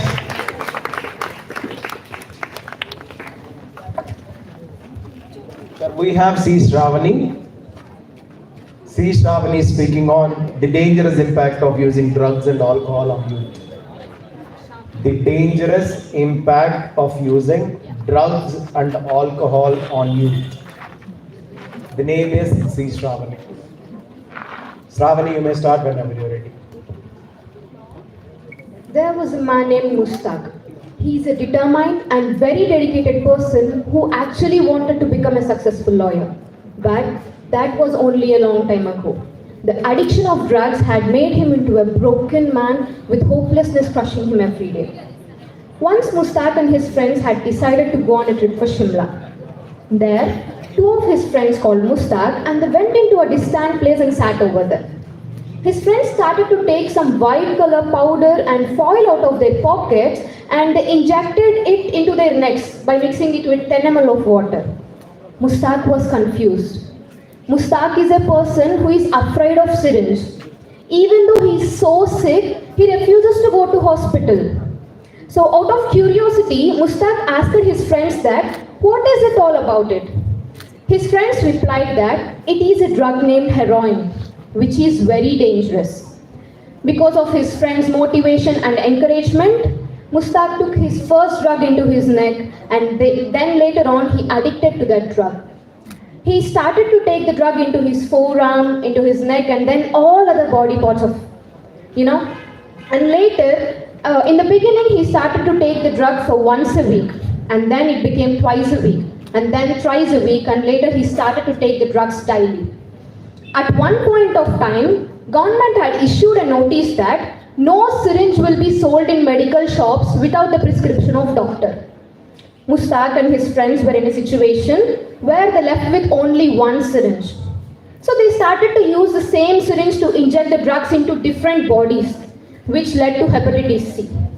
Mustaq realized that he did a mistake. He went to his parents and confessed that he was addicted to drugs. He went into depression. He has left with no money to buy more drugs to satisfy himself. Out of anxiety, he committed suicide. That's how Mustaq's life came to an end. Because of one wrong decision that he took in his life, he completely ruined his career and lost his life.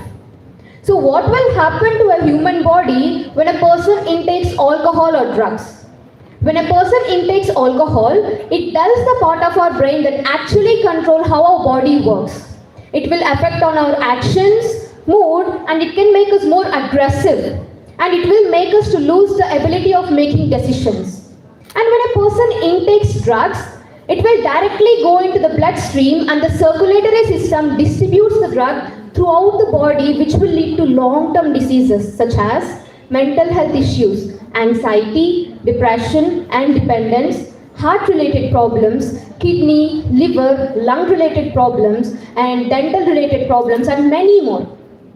Basically, there are 7 major types of drugs, namely CNS depressants, CNS stimulants, hallucinogens, dissociative anesthetics, narcotic analgesics, inhalants, and cannabis.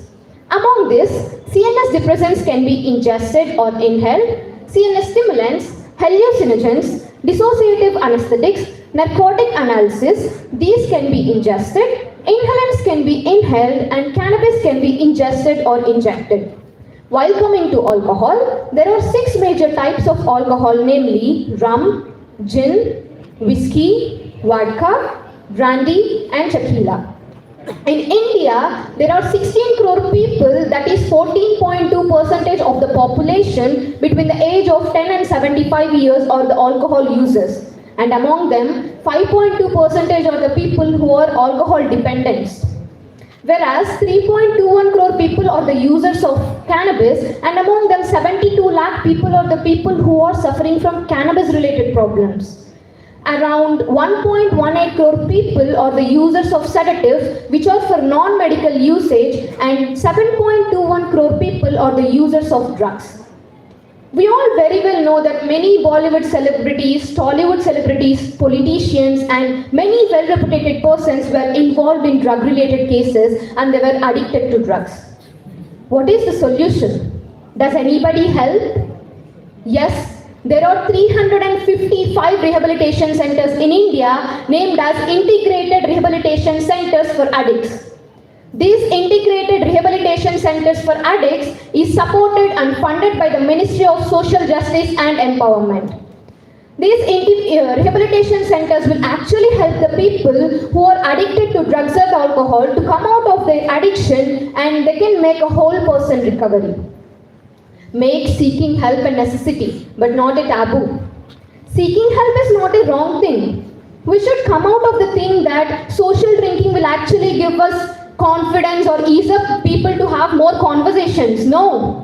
Saying no and taking no as an answer is for betterment. It is also important that how you lead your life and how you prioritize one's own health over temporary ways of enjoying life. It is really sad to know that the places like schools and colleges where we are supposed to learn self-discipline, some knowledge, and which are building blocks of our life, are becoming the exchange hubs of drugs. What is the solution? Being very strict and punishing the people who use drugs is the solution? No, it is not the solution. A proper education without hesitation is the solution, and making it not a taboo is the solution. We say prevention is better than cure, right? So I will say it is better to prevent ourselves from the peer pressure, which is one of the most important cause for addiction of drugs and alcohol.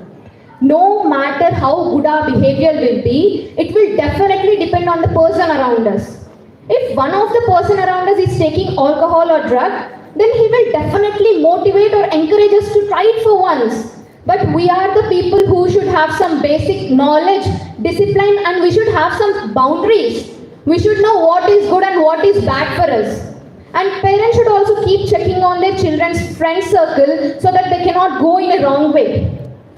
Why are podcasts becoming famous?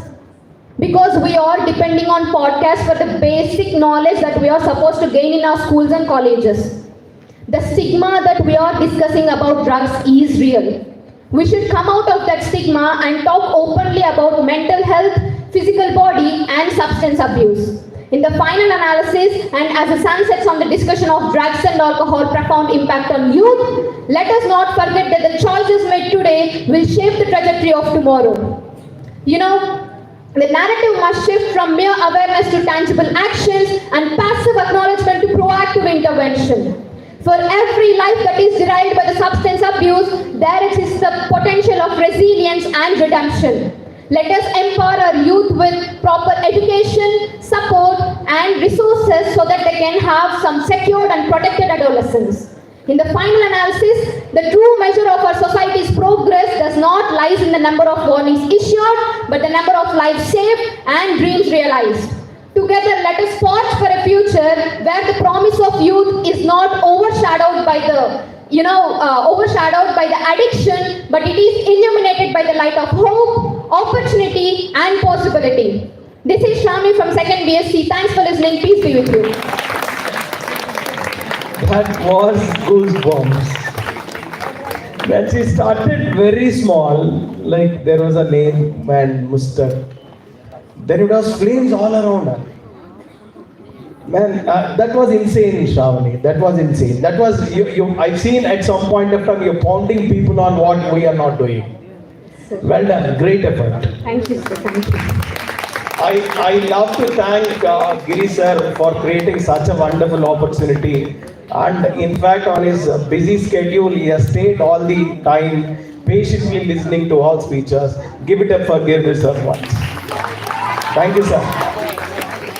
Next up, we have T. Kusmanjali.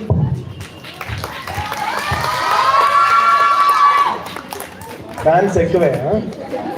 Sir, T. Kusmanjali is speaking on e-waste management scope in India. It is e-waste management scope in India. Yeah, you can start. Good evening, respected directors, faculty members, and honorable judges, and all my fellow peers gathered here today. I am Kusmanjali from First PBF Finance. I am here to talk about something we all deal with, that is electronic waste or e-waste. Don't trash it, rehash it. Let's give a new life for our old electronic gadgets. I'm so excited to share my insights on the scope of e-waste management in India. Firstly, what actually e-waste is. E-waste is like a junkyard of outdated electronics. It's like a graveyard where outdated gadgets, computers, mobile phones, and other gadgets go to retire. E-waste management has significant scope in India because the growing consumption of electronic devices are rapidly increasing, and also need for sustainable disposal practices are essential nowadays. Nowadays, the information technology is so progressive that we have advanced versions of new products has been introduced in every 6 months. Mobile phones are one of the best examples which get outdated within months of their purchase. This leaves the existing customers to make sure that they replace their existing product with newly launched product in the market, especially iPhone users who will replace their mobiles when either new product will get into the market. This will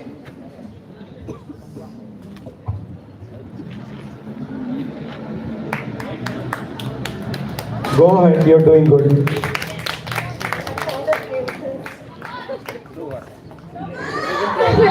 Your father will be startled. Good job, sir. You got a great daughter.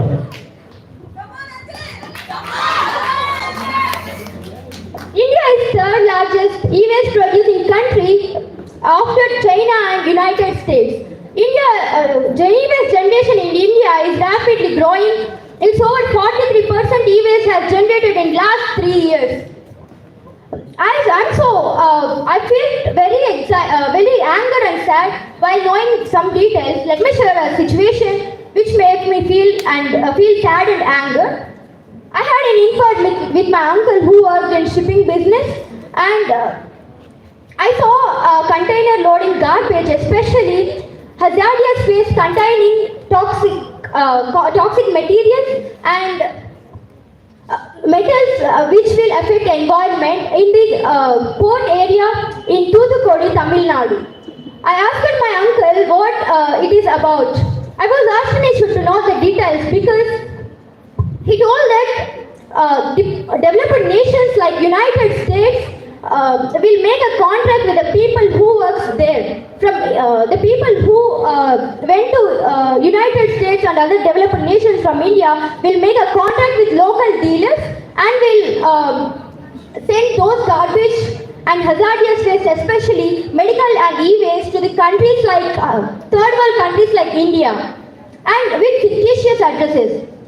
People in the harbor cannot find this because those shipping was done with fictitious addresses and those remain in harbor itself. After some days, it started rotting, and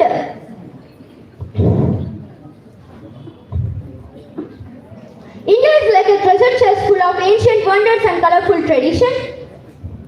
But the problem, like electronic waste, will threaten those treasures. Imagine disposing some electronic gadgets in a beautiful garden. They will seem harmless, but it will definitely affect a beautiful garden, beautiful place like India. And less involvement of people, ineffective legislation, e-waste imports, and health and environmental impacts will definitely make India to suffer because of e-waste. I would like to conclude by saying, in advancement to 21st century, the electronic industry had a rapid growth, and these products which will produced in electronic industry, their lifespan is limited. After using them, we should discard them effectively. And once Mahatma Gandhi said that the land, the water and the air is not inheritance from our forefathers, but it is on a loan from our children. This quote will resonate definitely the urgency of scope of e-waste management in India. Thank you, Ananda. It looks so tiny. Where is the data that you have stored? The head is also very small, but where is the data coming? Well done. You see, everybody of us make mistakes. The one who is actually great is who actually come back strong after a mistake. Well done, Kusmanjali. Well done.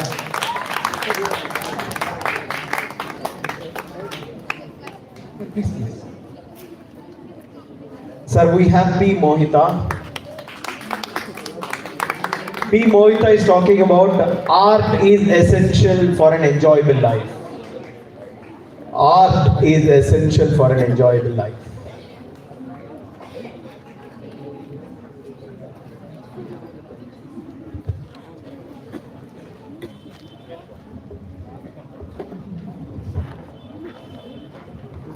Mohita, stage is yours.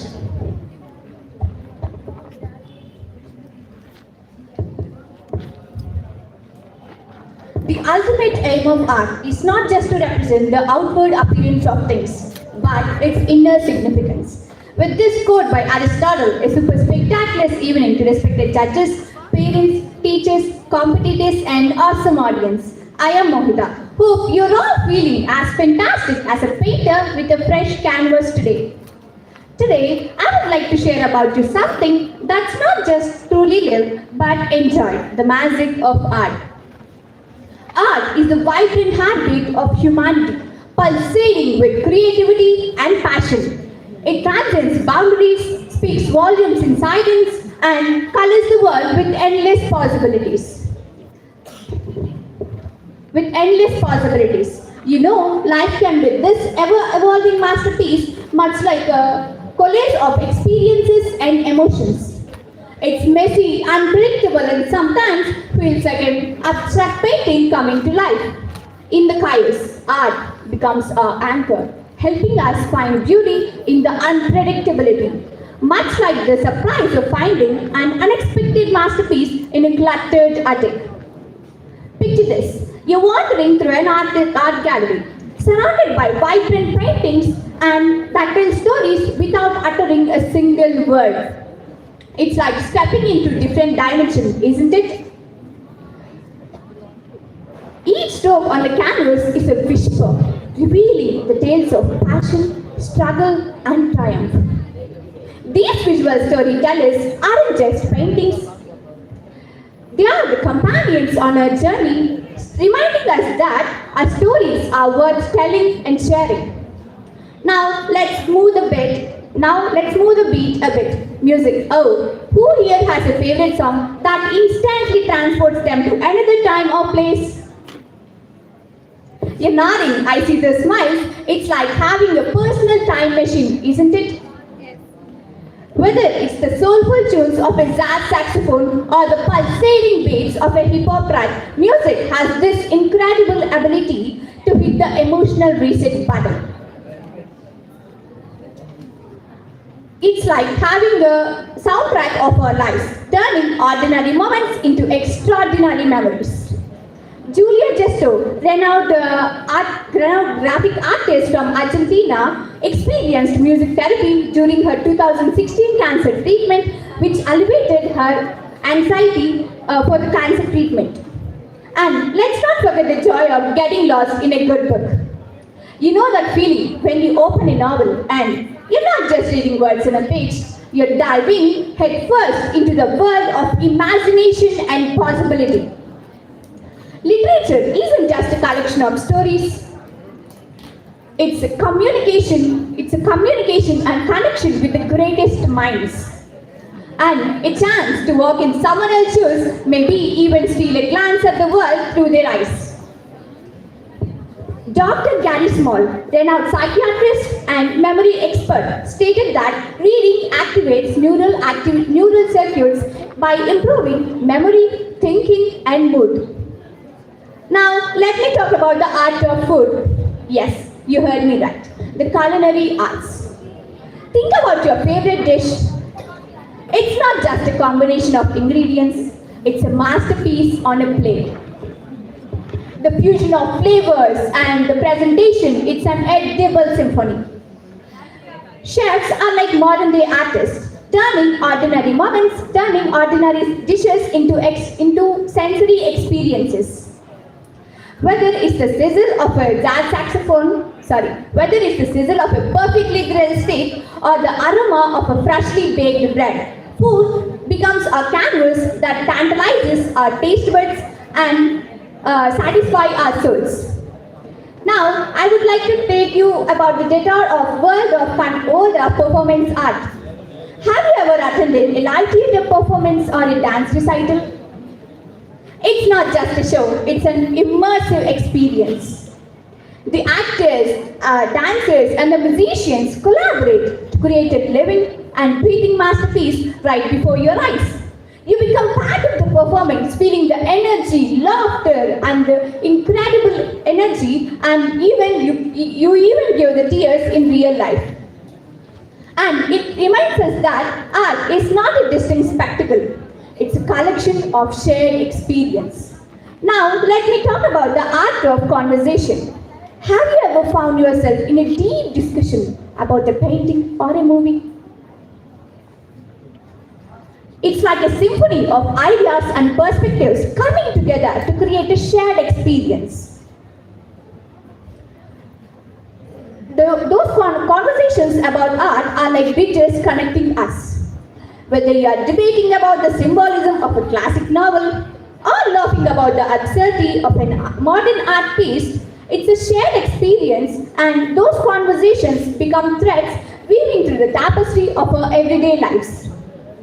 Now, a personal story to share. I once stumbled upon an art workshop where people of all ages were creating something beautiful together. It wasn't about perfection, it was about the joy of creation. The laughter, the shared brushes, and the collaborative spirit turned that ordinary day into an extraordinary memory. It reminded me that art is not a solitary endeavor, it's a communal celebration of creativity. Art is everywhere, and art here is the real kicker. Art is everywhere. It's not just defined to museums, it's part of our everyday lives. It's in the graffiti on city walls, the doodles on a student's notebook, or even that perfectly brewed cup of coffee. So, my creative companions, the next time you find yourself humming a tune, lost in a book, or mesmerized by a painting, remember this. You're not just indulging into a hobby. You're tapping into the essence of what makes life truly enjoyable. And art is a living and breathing expression that already surrounds us. Art is a universal language and a passport to a more colorful and vibrant world. And guess what? Art has therapeutic powers too. Art therapy is a real thing, my friends. The therapeutic nature of art has been noted for years. In fact, recent studies have shown that art encourages creative thinking skills and problem solving skills, and also elevates to relieve the stress and anxiety. A new report from WHO stated that during a conference that is of learning from the arts, it stated that it also suggested how to implement health systems to a human body and prevent the NCD treatment and prevent about the NCD diagnosis and all.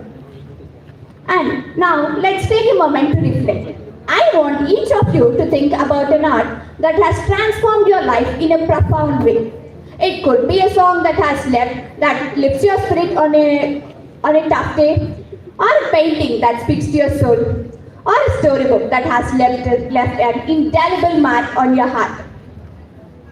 Remember to surround yourself with the art that resonates with you, and creating a haven for self-expression and inspiration.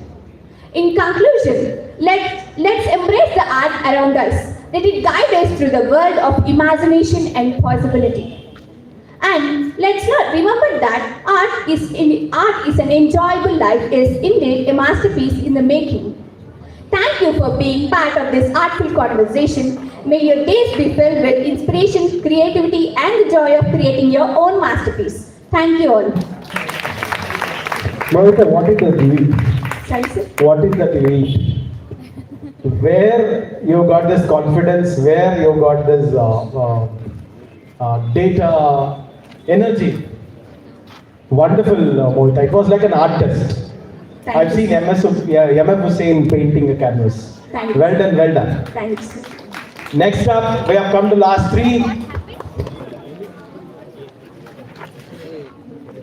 Sir, next up is D. Pujita, sir. D. Pujita is water conservation a myth. She is speaking on is water conservation a myth. Before Pujita starts, I wanted to give it up for all the teachers. It is not easy teaching all the day and standing and sitting for all this time. Give it up for all the teachers and coordinators.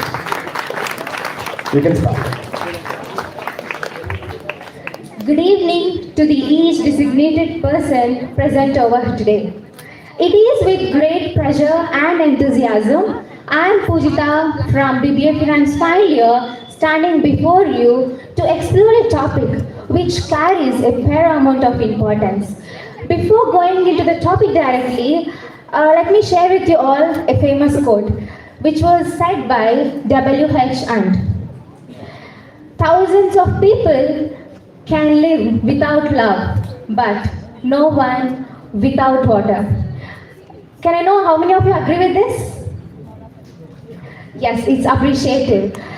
For a small change, I would like to tell you the lines which I personally believe that a bottle of water will make someone's face a good smile. And this is for Munisa. As you can see, Munisa has a good smile on his face. Today, I am standing in front of you to explore a topic which carries a paramount of importance. Is water conservation is a myth? First and foremost, I would like to extend my sincere appreciation to the esteemed judges whose discerning eyes and insightful perspectives will undoubtedly enrich our discourse. To the revered faculty members and fellow participants, your presence has engaged this vibrancy much more beautiful. And to our attentive audience, your presence fuels the energy of this gathering. Water, the melody of the life, which flows from our taps and sustains the life. As it looks like limitless, but it plays a crucial role in our lives. Is the call for water conservation is just a well-intentioned myth, or it plays an intangible importance in our life? Water, the essence of life, has been a source of fascination, concern and debate throughout the human history. In the era of climate change and depletion resource, it plays a crucial role. As today I am standing in front of you to share my views how important it is to conserve this water. As we open the floodgates of discussion on water conservation, we find ourselves at the crossroads, questioning whether our efforts in preserving this precious resource are truly effective, or if perhaps they merely as a narrative, a myth we tell to ourselves. In a world where water scarcity looms as a formidable challenge, the notion for water conservation has emerged as a beacon for hope. However, as we embark on this intellectual exploration, we find ourselves compelled to question whether our collective endeavors are truly in the name of preservation, are providing indeed transformative, or if they merely as a realm of myth. The real myth often begins with the illusion and the strong perspective of ours, that is, we have infinite water resource, like very infinite water resource. However, this dissipative abundance masks the reality. According to the United Nations, 2.2 billion people lack access for safely drinking water, where you can see The water for abundance crumble when we confront our stark contrast between the perspectives and the global water stress. Delving into the harsh realities of water scarcity, we can take there are n number of communities grappling with the water scarcity for their daily needs. Regions around the world facing a looming water scarcity. For example, in 2018, Cape Town confronted a day zero moment where the city taps expected to run dry. This stands as a wake-up call and which ultimately shows that the important need for a genuine water conservation. Contrary to the myth, the world itself grappling with the harsh realities of water scarcity. The World Wildlife Fund estimates that by 2025, two-thirds of the world's population may lack access for a water shortage, magnifying the urgency of the genuine water conservation. As you see the real example in general, as we expand to our cities, people move to the urban areas. This where results, the demand for water increases a lot. If you see that, even more, if there is a growing population, there is a need for a genuine water conservation. As it leads to the abundance of water clashes with the reality that urbanization put immense pressure on the water usage. When you see the question which I would like to ask, just think for yourself. Have you ever wondered that footprints of the water on the products we use?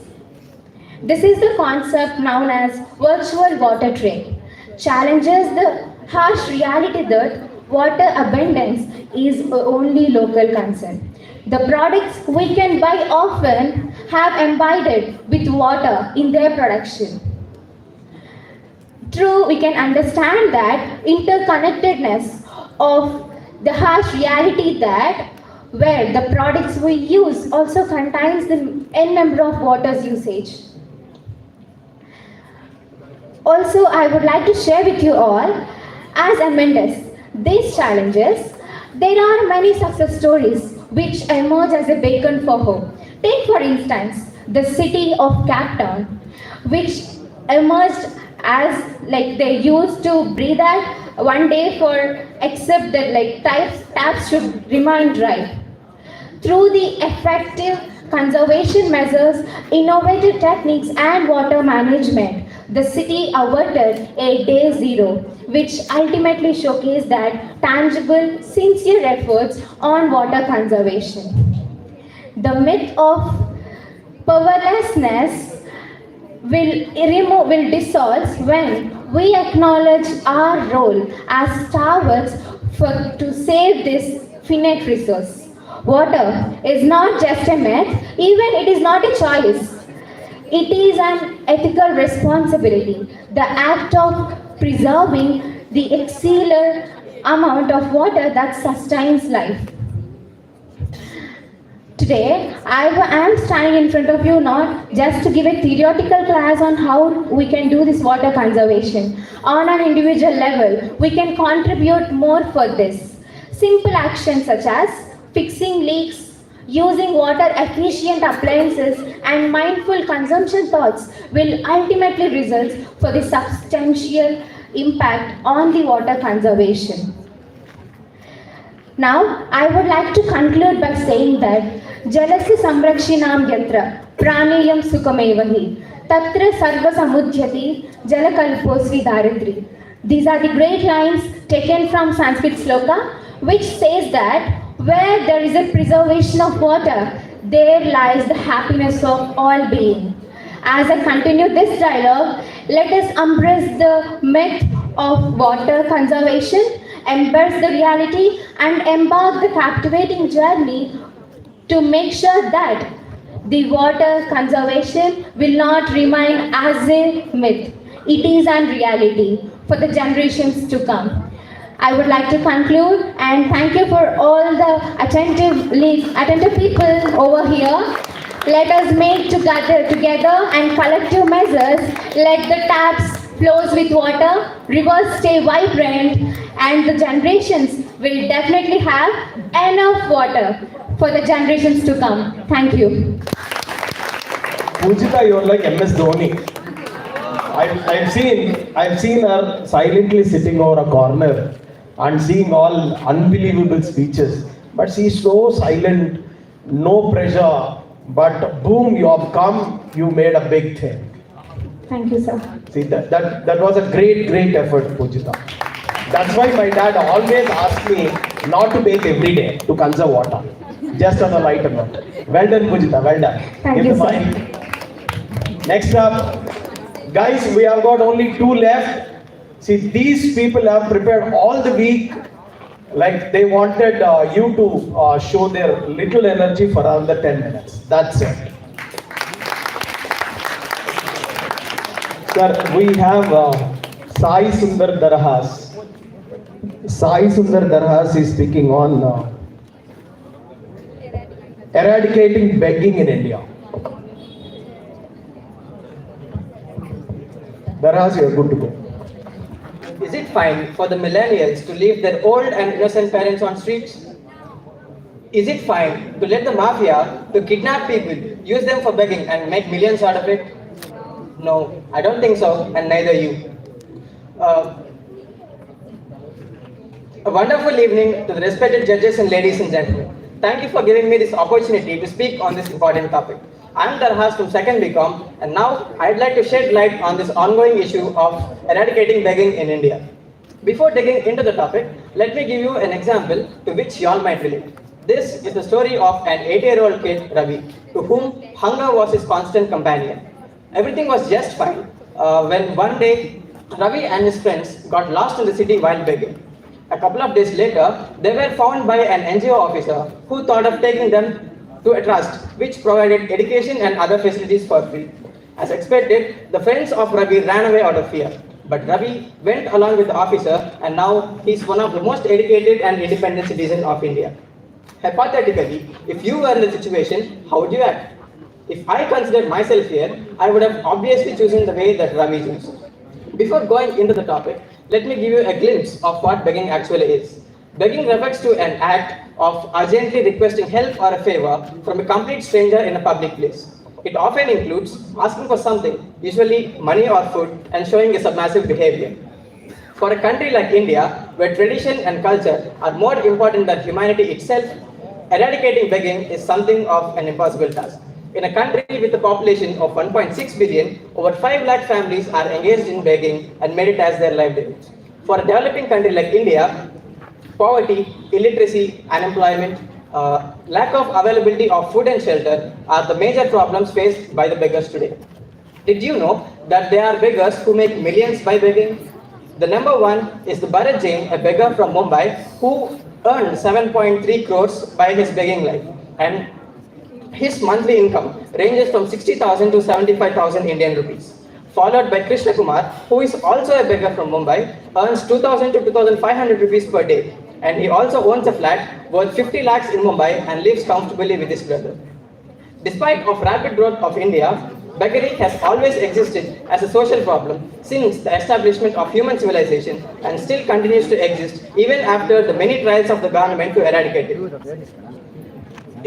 Beggary has become a major problem that need to be taken note of. In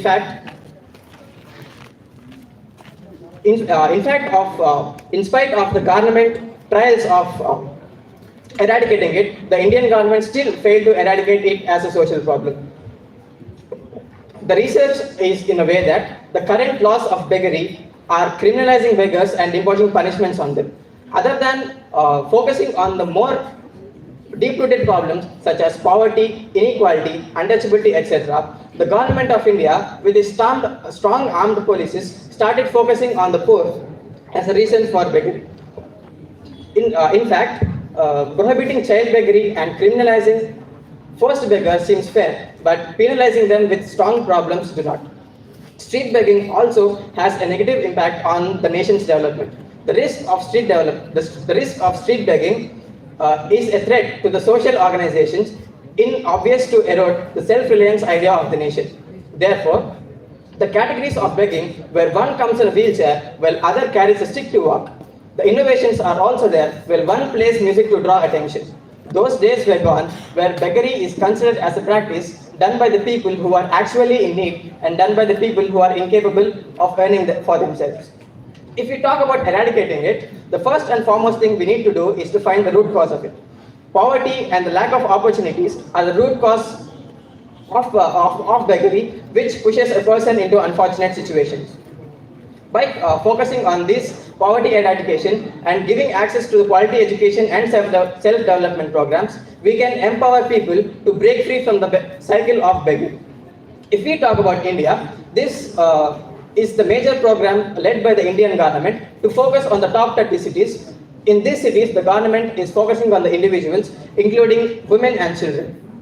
According to the reports, the Ministry of Social Justice and Empowerment is all set to collaborate with the municipal and district authorities to find these hotspots of beggary with a goal of making them beggar-free by 2026. These missions focus on the cities with the traditional, historical and tourist significance falls under a sub-scheme of SMILE, which refers to support marginalized individuals for livelihood and enterprise. This ministry is planning to launch a national portal and a mobile app by the mid-April, which facilitates us to know about the data of the individuals who are begging. There are many more operations led by the Indian government, and let me put few in front of you. According to the Ministry of Beggary Eradication, the act is taken so seriously that the polices are finding beggars and taking them to the district beggary expert centers. These centers has the experts who will decide what has to be done to the beggars, like giving food, shelter, etc. Then these beggars are taken to the district rehabilitation centers where they will be given the counseling to get back to the normal life. The Ministry of Children and Women Development has announced that it is going to launch a mission which is directly sponsored by the central government for the children who are under the need of care and protection. According to the Section 2 and Subsection 14 of Juvenile Justice Law, a child who is found on road or who is found begging is considered as a child who is in the need of care and protection. The programs like National Social Assist Program and Integrated Child Development Services uplift the individual and his family to uplift from poverty and make them to realize less on the beggary as their livelihood. By considering these programs, the Indian government has actively participating in the beggary prohibition and achieving an inclusive society. For a country like India, which is trying to achieve the world standards in every aspect, the socio-economic measures are much needed to curb the problem of beggary in India. From the days where the beggars used to say, Bhavati Bhikshande Mata, they have evolved to, it's okay if you don't have chiller, scan this to a QR code and money will directly transfer into my account. So please help by scanning this. So I'd like to conclude by saying that eradicating begging in India is definitely a challenge until we work together, we move together to make India as an inclusive society and let every person get an opportunity to live with dignity. Thank you. That was me. Sir, Giri sir, Muni Anna, like you're making fighters. I've seen all 16 fighters now. Well done. Well articulated, Sai Naraz. I've seen a change in you. Great. Last, definitely not the least. Sir, we have G. Pujashri. G. Pujashri with a lot of fan base. She's speaking on the impact of news media in building ethical society. The impact of news media in building ethical society. Please. A very good evening, ladies and gentlemen. I'm Pooja. Before saying what is my topic about, I would like to share a few experiences of people. By this, you would probably understand what am I going to talk about. I'm very sorry, I'm not going to make you bored. I'll try my level best for it. For a few seconds, let's go to 90s. In those days, people had 4 meals a day. Breakfast, lunch, dinner and news. News was part of their family and it was a daily ritual. Every day at sharp 6 and 11 o'clock, they would attach it to the TVs to watch the news. I guess everybody here would have got a little bit idea what am I going to talk about. Of course, yes. I'm here to speak about the effect of news media in building better ethical and moral society. In the past, newspapers would hit the door and people would read the news. And in those days, in the evenings or each on every day, news would be telecasting on Doordarshan. I'm remembering something. Ta-na-na-na-na, ta-na-na-na. People who would have watched Doordarshan in the olden days would have definitely remembered this. Every day, they would stick onto the TVs just for entertainment purpose. For fun fact, I would like to say that people would have also paid to watch the TVs in their own relative's house or friend's house. In those days, newspapers and news channels were very limited. 95% of the people believe in the news. Well, we all know that is definitely not the case today. In today, the technology is incredible. It is incredible to see how much information that is available to us online. Every day we scroll up Instagram, every day we scroll up something to get news. 93% of the social media users access internet for news consumption. But there is no hope that these news are accurate and trustworthy. Because of many news channels out there are many high chances for fake information, misinformation spreading in the society. How could that possible? For example, the star football players like Ronaldo and Messi was involved in this. The whole world bound to sit up and take notes. In this case, Israel and Palestine war.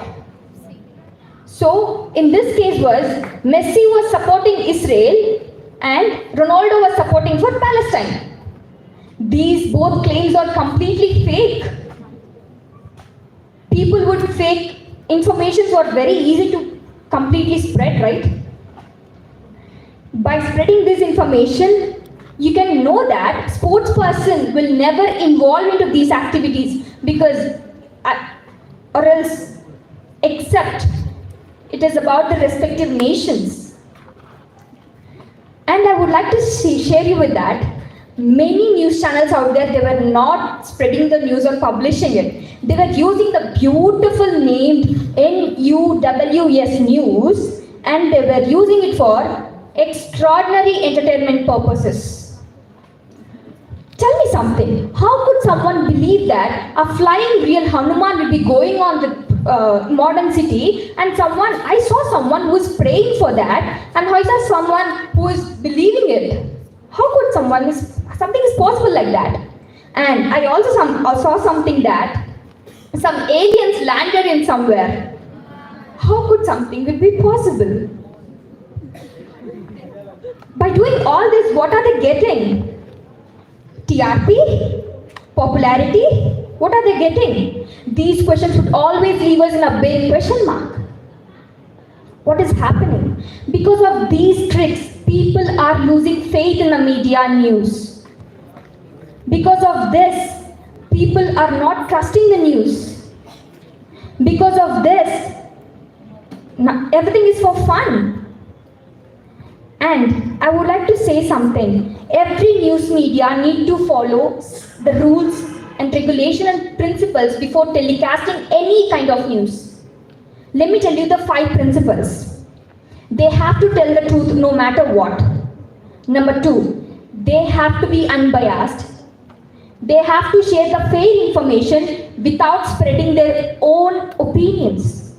Number 3, stay independent. No money, no politics should influence the media. Definitely, they have to share the true information. I have seen something just yesterday, a child abusing case, and that girl is 11 years old. And the the case was closed because the criminal is some official's son and the criminal is some official's relative. Is this completely fair?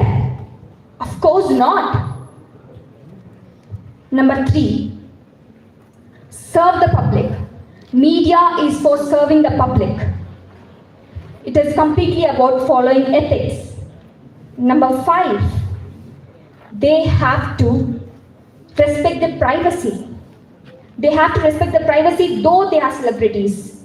Have you seen the famous artist Alia Bhatt have raised a complaint on some news channel, paparazzi publications, I'm sorry, because of taking a picture without a knowing of or without her permission? Was this correct? Of course not. It is under the massive violation of women. Because of this, there is no ethics in the society. Come on, tell me something. Is media helping the society in building? Of course not. Is media helping to learn the other generations? Of course not. It is completely for entertainment nowadays. As being the 4th pillar of the society and democracy, it has to support and it has to act against all the injustice in the society. But the fun thing is, the pillar is getting weak and it is becoming a threat to the society, and that is the truth. Well, ladies and gentlemen, I would like to give you something interesting about this. Does media help and stop spreading hate? Will media stop or will raise? I think it's a $1 million question. Thank you for listening. Good night. Pooja, that was like honey. That was like a true honey. We know that you are last performance, but you are not at all the least performance. Wow. Well done. Great job. Your mom and dad will be really, really proud of you. Thank you. Thank you.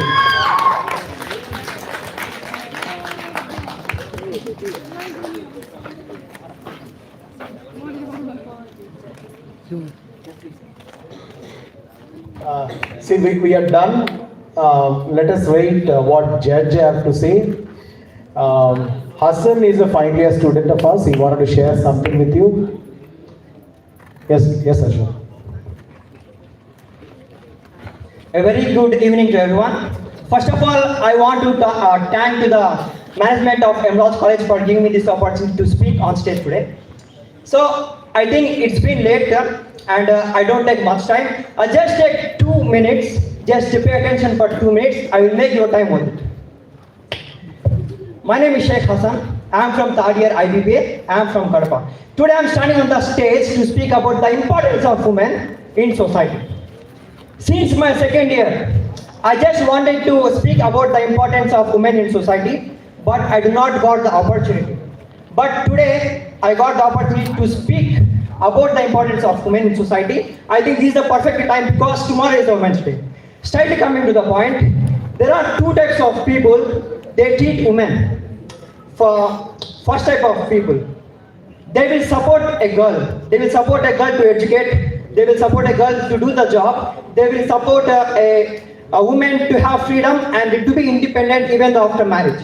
So when we give that much of freedom to a woman, they will bring massive success in the society. They will bring a huge fame to their family members. For example, Indira Gandhi, take PV Sindhu, take Rashtrika Mandana, like that. So when we support the women like that, so they will bring huge success in the society. And second type of people, the people who do not support a girl child. For example, when a girl born, they think that it is a burden to them because they have to protect her all the lifetime and they have to spend the money. They have to spend the money like a dowry something. So these type of people won't support a girl child, won't support her to educate, they won't give her freedom like that. These type of people should change. They will only change when the women like you will come forward, and if you work hard and bring massive success in the society, that is only when they will change. And in our recent times, I have observing that it's happening. I will tell you a practical example. Take it Emerald College. I am participating in a speaking competition since my first sem, and I haven't won a single prize, but I have learned one thing. That is, the women, they have a zeal to prove something to the society. For example, if Emerald College have conducted a speaking competition, 50 girls will participate and only 5 to 6 boys will participate. I think you can see the difference. Because boys don't have to prove anything to the society. Because they are the boys. For example, if they go and they ask to their dad that, Dad, I want to become that. Dad, I want to study abroad. The next second they will agree. But when it comes to the women, the parents won't agree because they felt like it is a burden for them.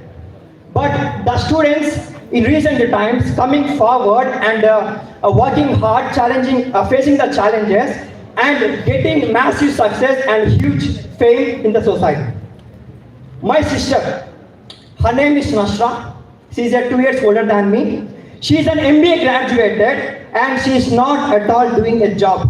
She wanted to be independent. She wanted to have freedom. She wanted to do the job. But because of the society, because of she is a Muslim married woman, because of the society not giving her permission to go to the outside and do the job. This situation only will change when the girls will come forward and bring massive success in the society. I am regretting like hell because I want my sister to go to the outside, even though she is a Muslim woman, even though she is married, because she is a woman who have prayed, who wanted to bring massive success, but she is not at all getting that opportunity because of the society. This society should change, and the society only will change when the girls like you should come forward, work hard, get massive success, and you should change this society and the people who won't support the girl. Finally, I want to conclude that I don't know whether the society will change or not. I don't know whether the women will come forward or not. But one thing for sure, standing in front of you all, I am making a promise of myself that I am going to make my sister to be an independent woman and to do the job even after marriage. Thank you everyone. Signing off. Awesome.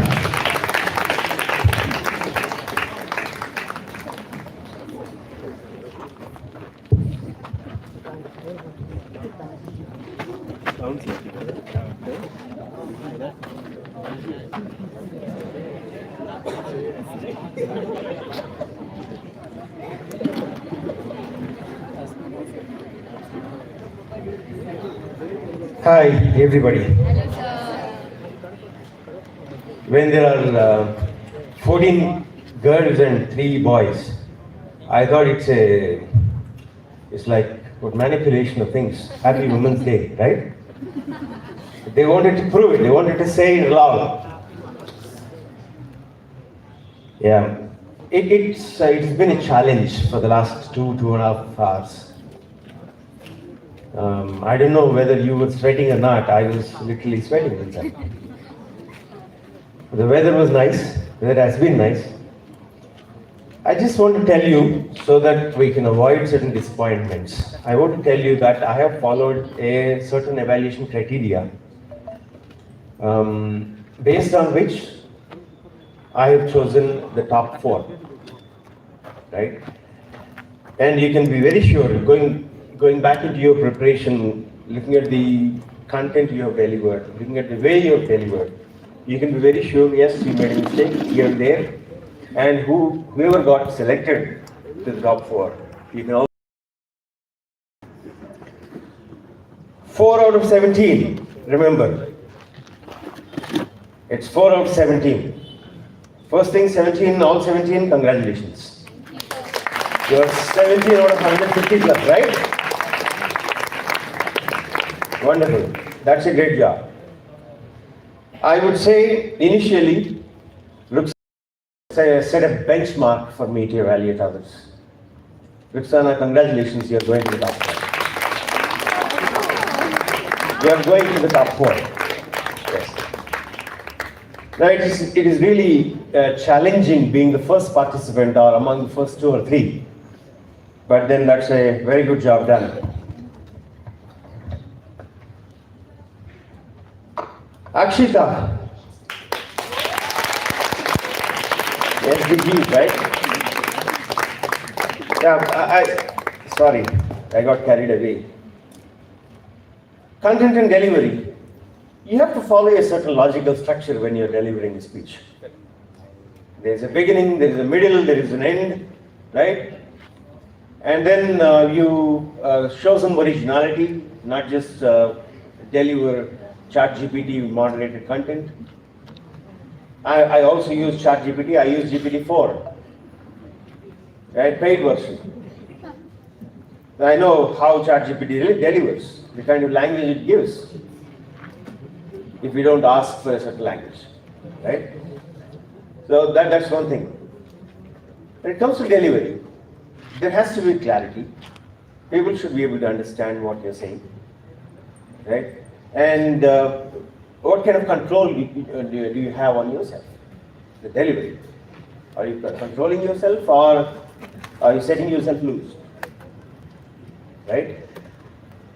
Obviously, confidence, body language are very much part of that delivery. And you also have to use a decent language and the pace with which you deliver it.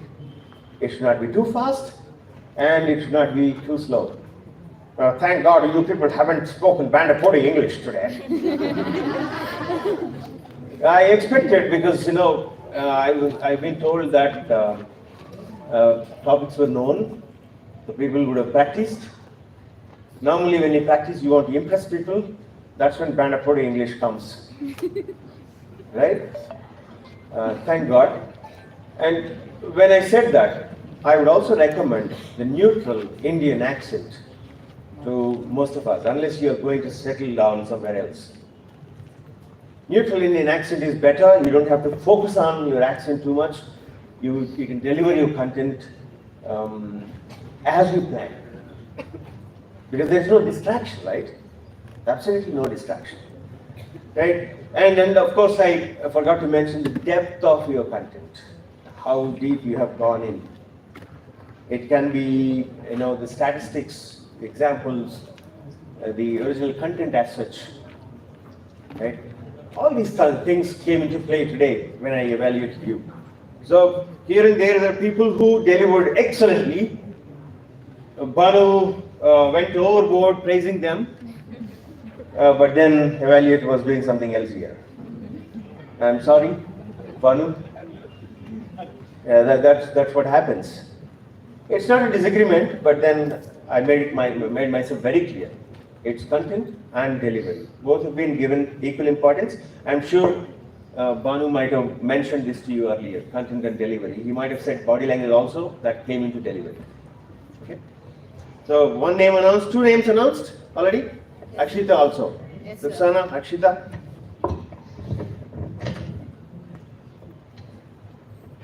Katie, Sai, Shravani.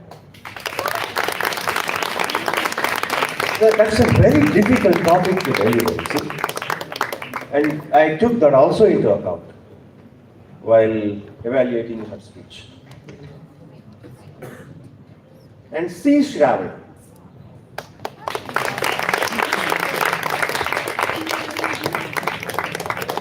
I must mention, there is another girl who spoke really, really well. Sahitya. I said 4 only, right? You gave 5. And the trouble is with your content. And there was too much of I inside. You know that, right? Yes, sir. Right? So 4 or 5. Actually, It's 3.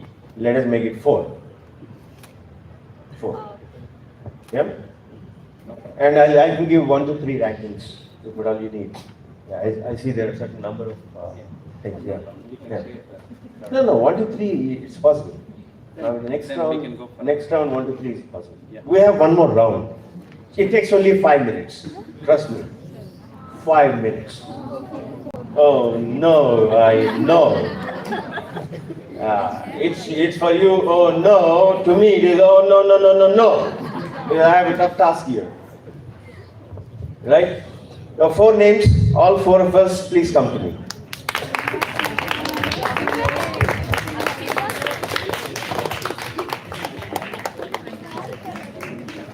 Please go to the dice.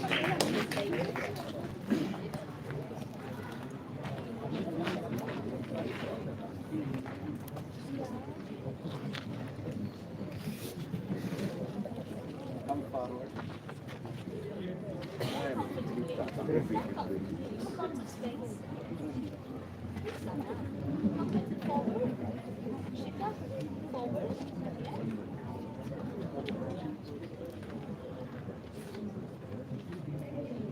I came with a few topics.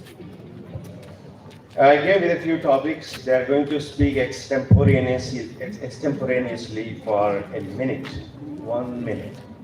It's easy to speak on a prepared topic, on a known topic already.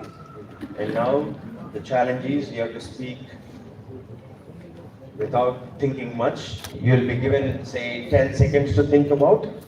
And then when I say start, they have to start. When I say stop. Is that okay? Yeah? And you made my job very challenging today, all of you. Seriously. Many of you rather. These 4 made it really tough. Congrats, being the top 4. And don't curse me, people. Yeah, I'm just doing my job. Kanu carefully picks me for these kind of things.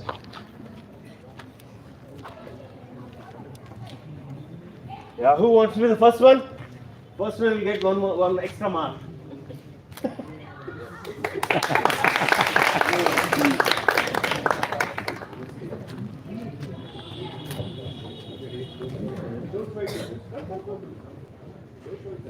Don't fold it. Are you happy with this? Can you become closer?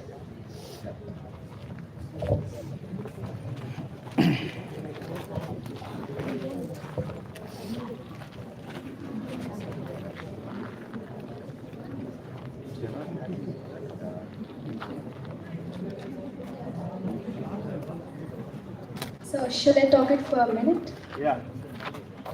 Right. Go on. Once again, a pleasant evening, ladies and gentlemen. I am Shravani, standing over here to deliver a just a minute speech on Startup India. The topic is Startup India.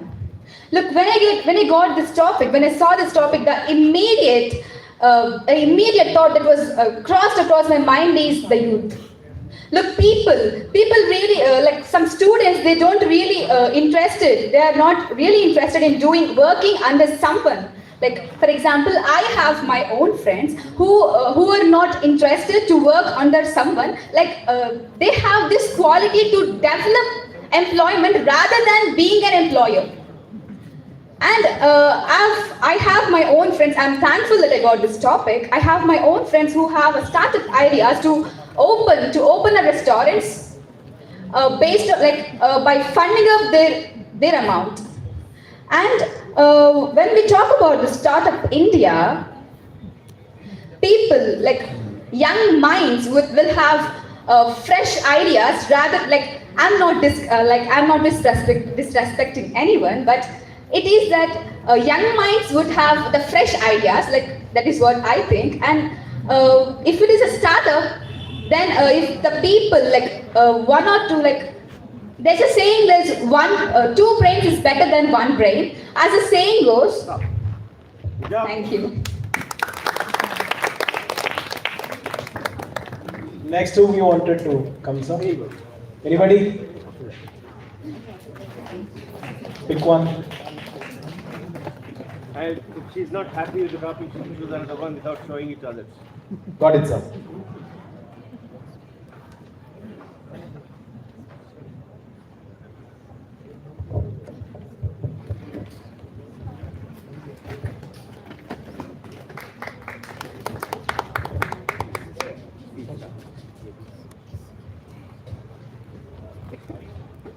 A gracious evening to one and all again. So I'm Shavni, obviously you know that. So my topic is Skill India.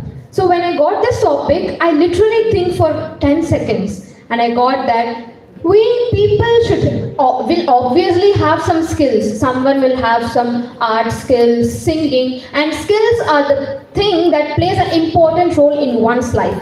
So if a person has some skill, so he should make some, thing that he should make some skills, and he should improve his skills to go in that way and present the skills to the society.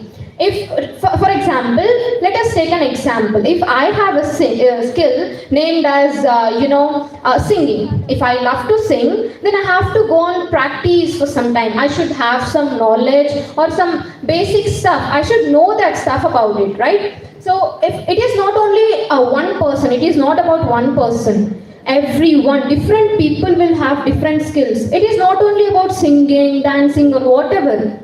Even writing is a skill. Listening is a skill, and talking is also a skill. If a person go and stand in a stage, he couldn't talk well because he is afraid of that. Even talking is a skill. If we are poor in one skill, then we have to be focused on that, and we should improve the skill. We should be very, focused on that to improve that skill. Thank you. Pick one. Okay with it.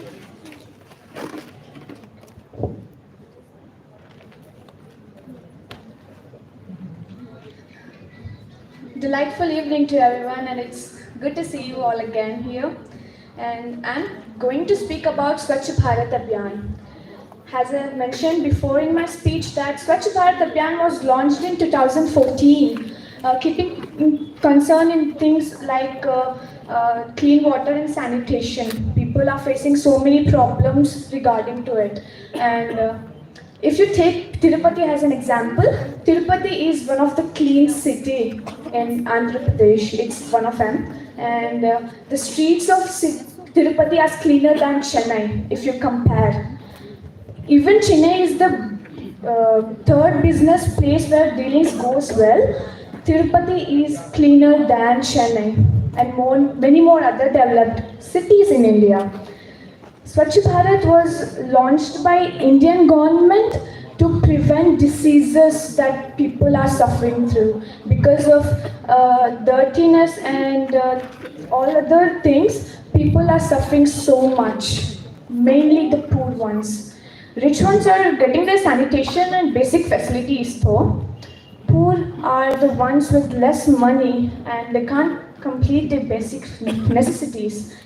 And Swachh Bharat Abhiyan was it was initiated by our Prime Minister Narendra Modi by himself, and it is applicable to everybody in India. Thank you.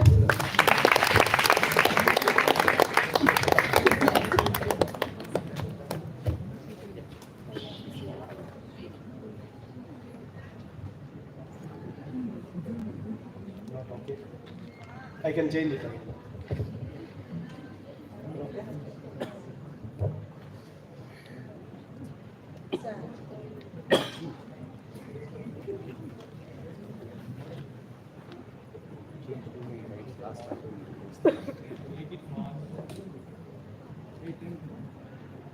So my topic is Digital India.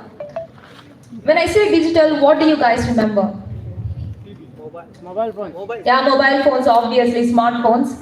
Everything is digital right now. Like the studies, education, healthcare, and everything. When my mom wanted a medicine, I ordered it online. When I wanted to do a course about digital marketing, of course I did it digitally. And then when I wanted to order food, I ordered it online. Everything is online. Every single thing that we use, every single thing that we want is available online.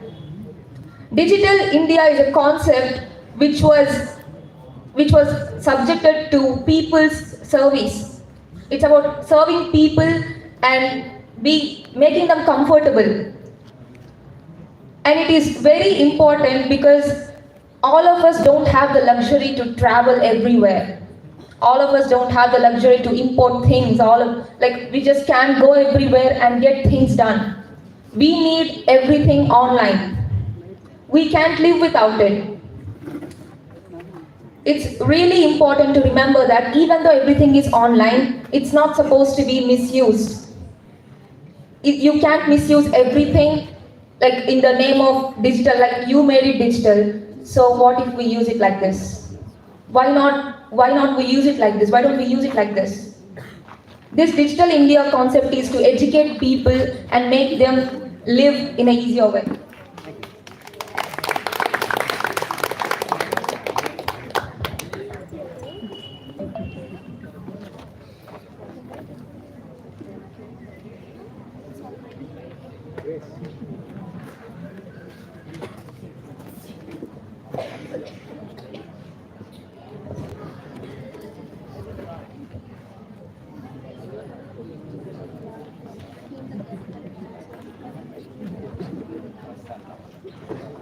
Not so easy, right?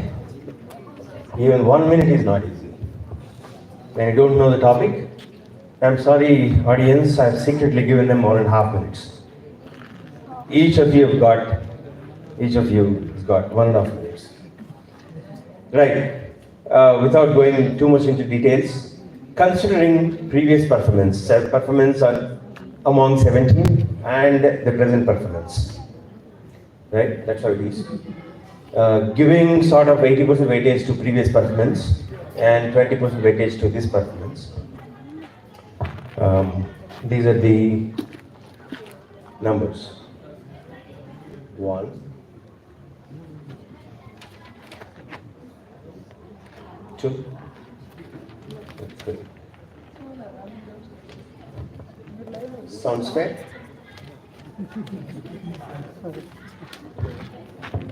Right.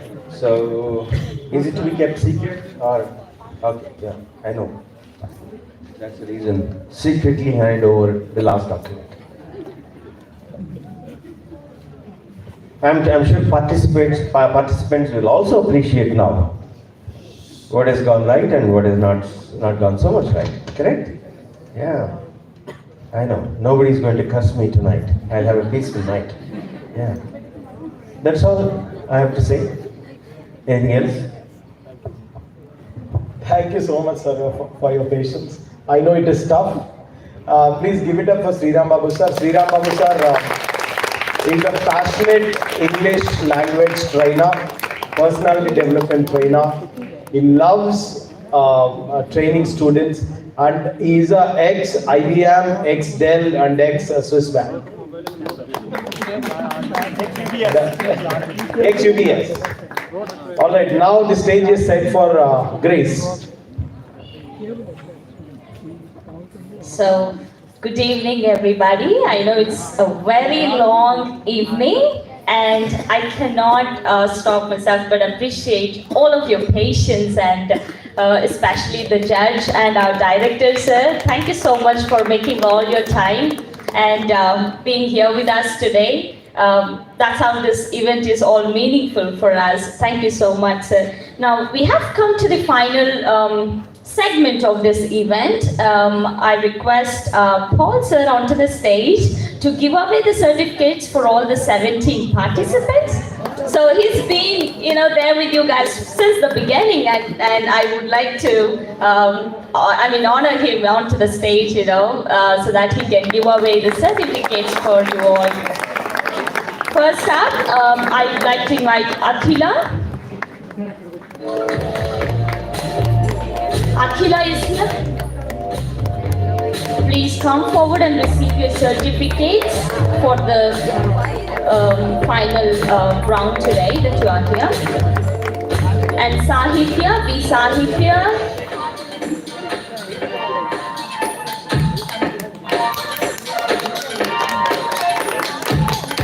Uhashri up next.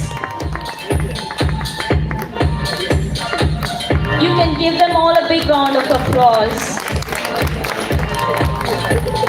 Ruxana. They're putting lots of efforts into this, and let's appreciate them all. Bhavyashri, K. Bhavyashri.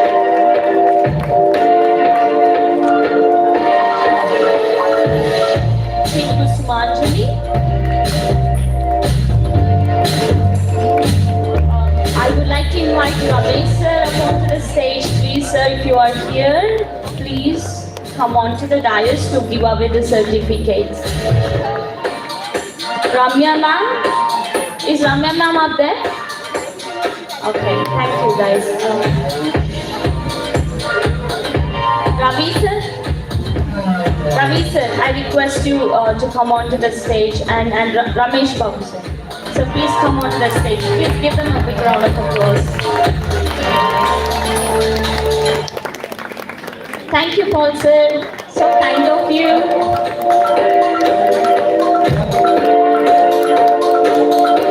Shravani, see Shravani.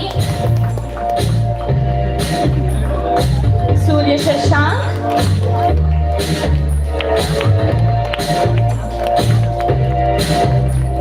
Sai Sundar Dharahas.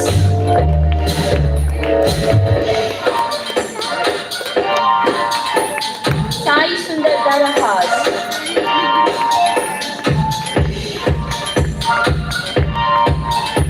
KT Sai Shravani.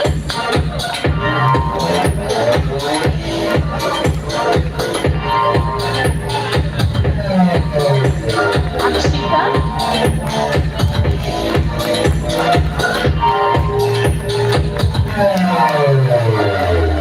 Pujashri.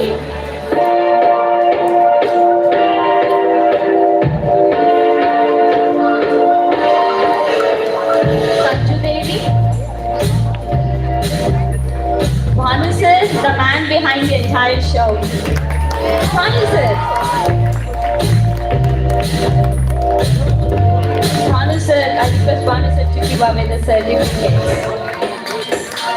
And Vishnu?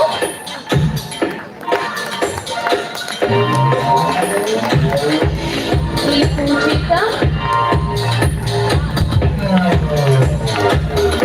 P. Mohita.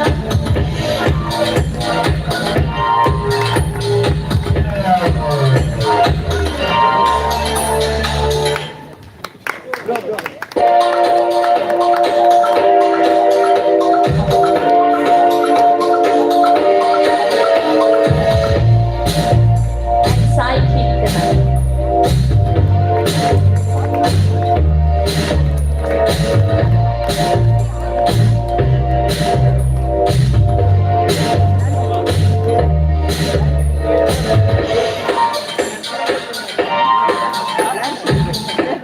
I thank all the teachers for distributing the certificates to the final participants of Spark 2024. Let's give them all a big round of applause, please. Thank you all. Now the time has come. The actual moment has come. Now I request our director sir, Giri sir, onto the stage, please. Let's give him a big round of applause.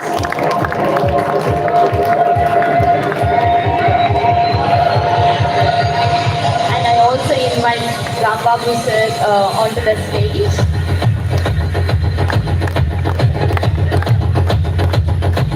Sir, this is a small gesture on our behalf of Everest.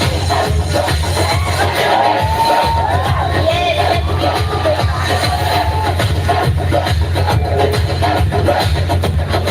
Thank you so much, sir, for your dedication and all the time that you've invested on us today. Thank you, sir. I also invite Paul, sir, onto the stage to receive his moment. He took all the pains of, evaluating all the 152 of you. Next up, Bhanukiran, sir.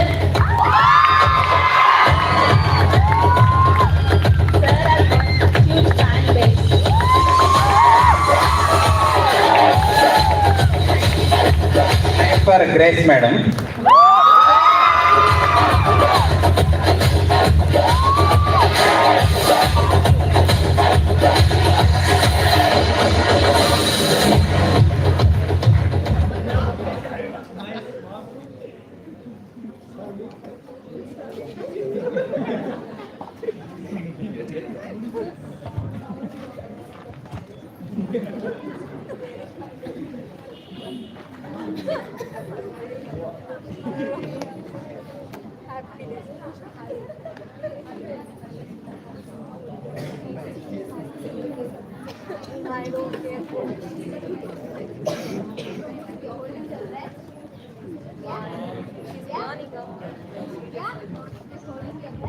Unfold.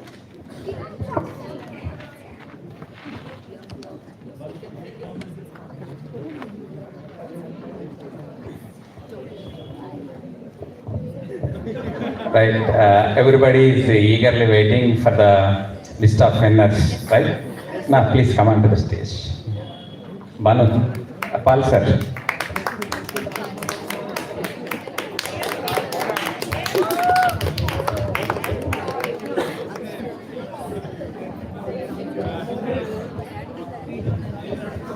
Yeah, before going to announce the winners of today's Spark, we have one more celebration.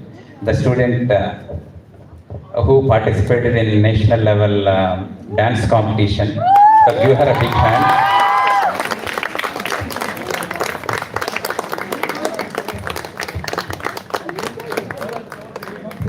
Tejashvi got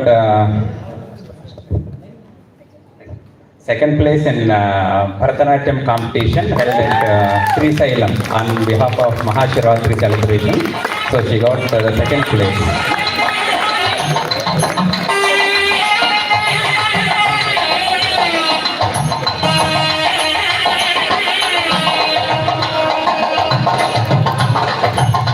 Give her a big round of applause.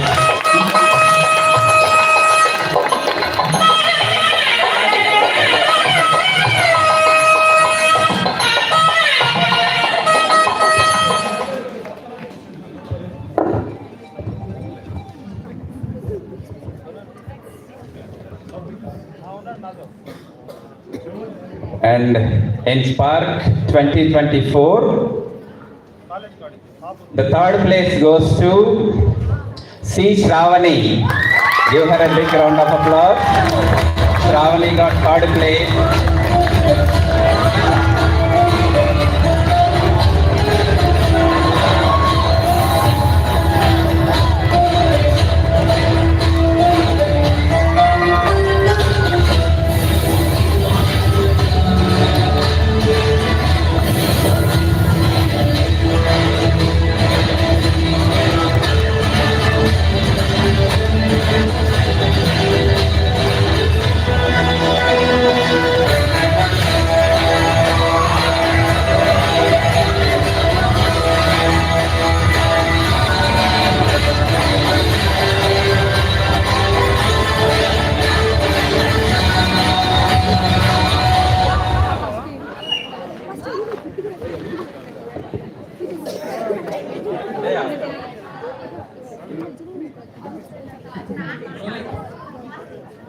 So Shravani's dad కూడా చాలా eager గా ఉన్నారు. Dr. Sridhar Rao, I will request him to onto the stage.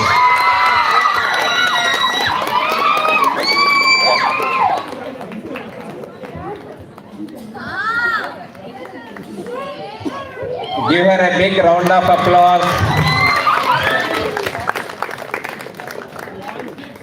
Yeah. So I request Shravani's mother also please come onto the stage. And her brother also.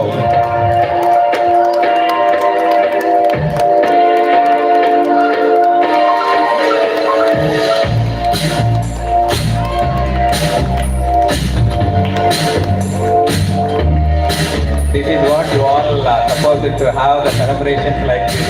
Okay.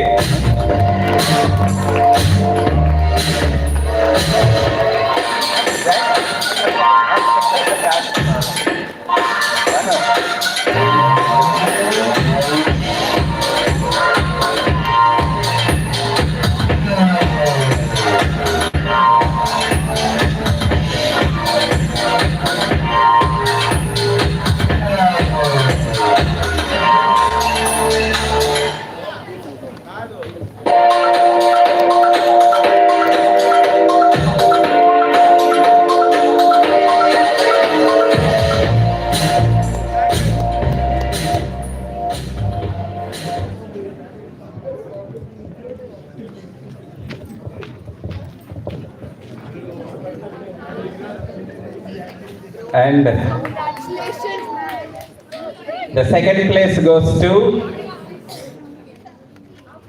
Ruxana for second BBA.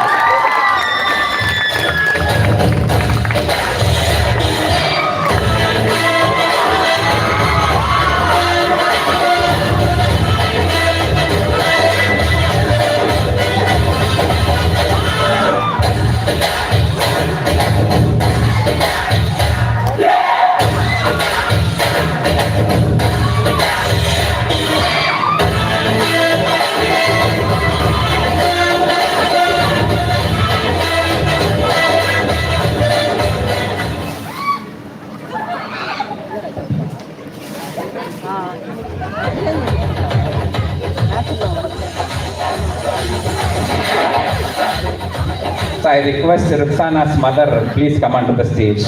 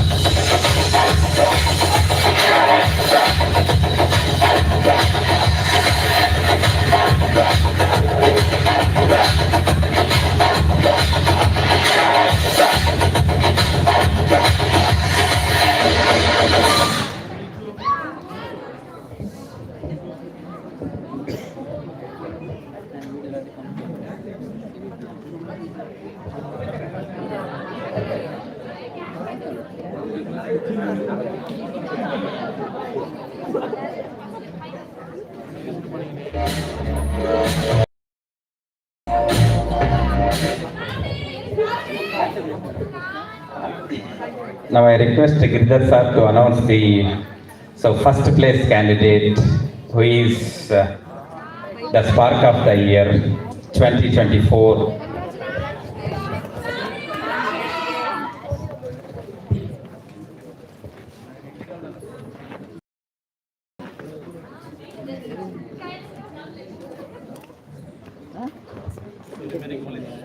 There?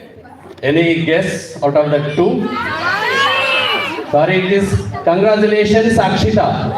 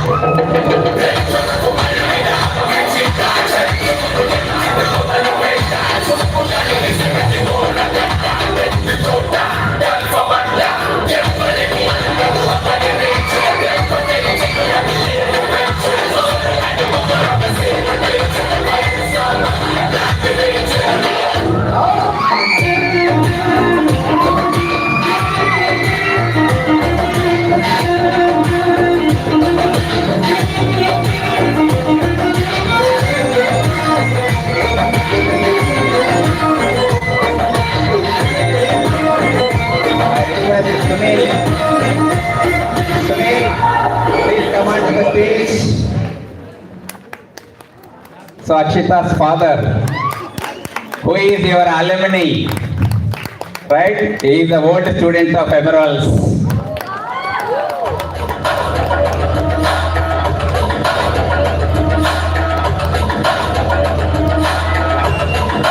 The brother of Akshita.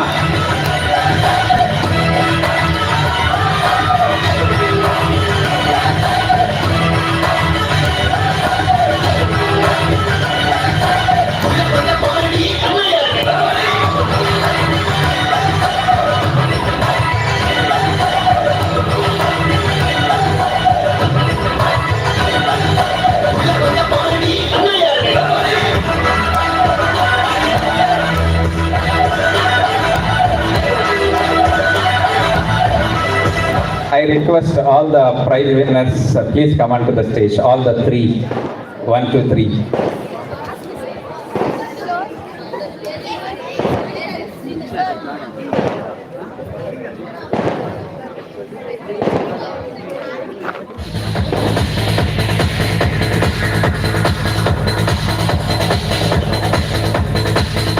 All the three. Start.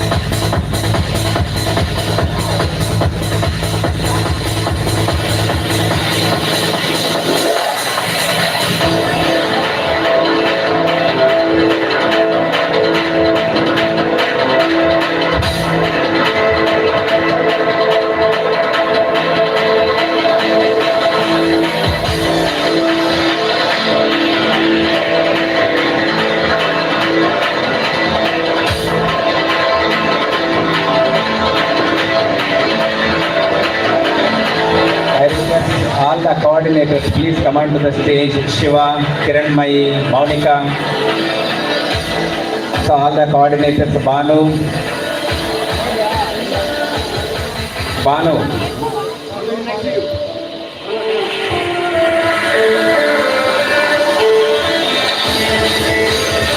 Kiranmai.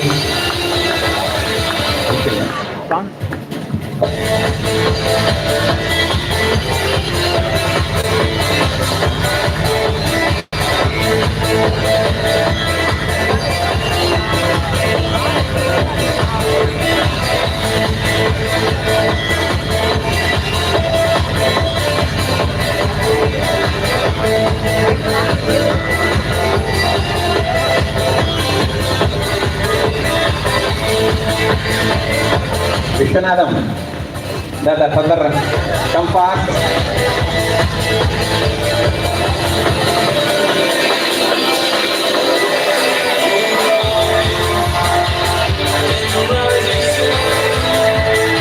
Cheer up.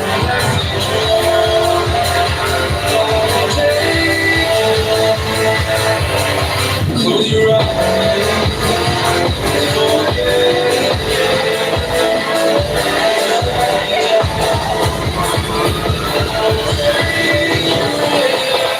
What are you waiting for?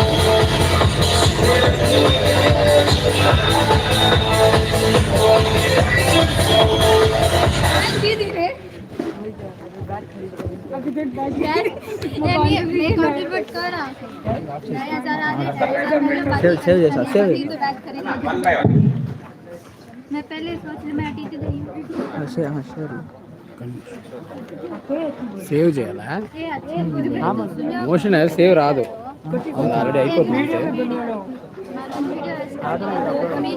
అది upload అయిపోయింది already streaming okay okay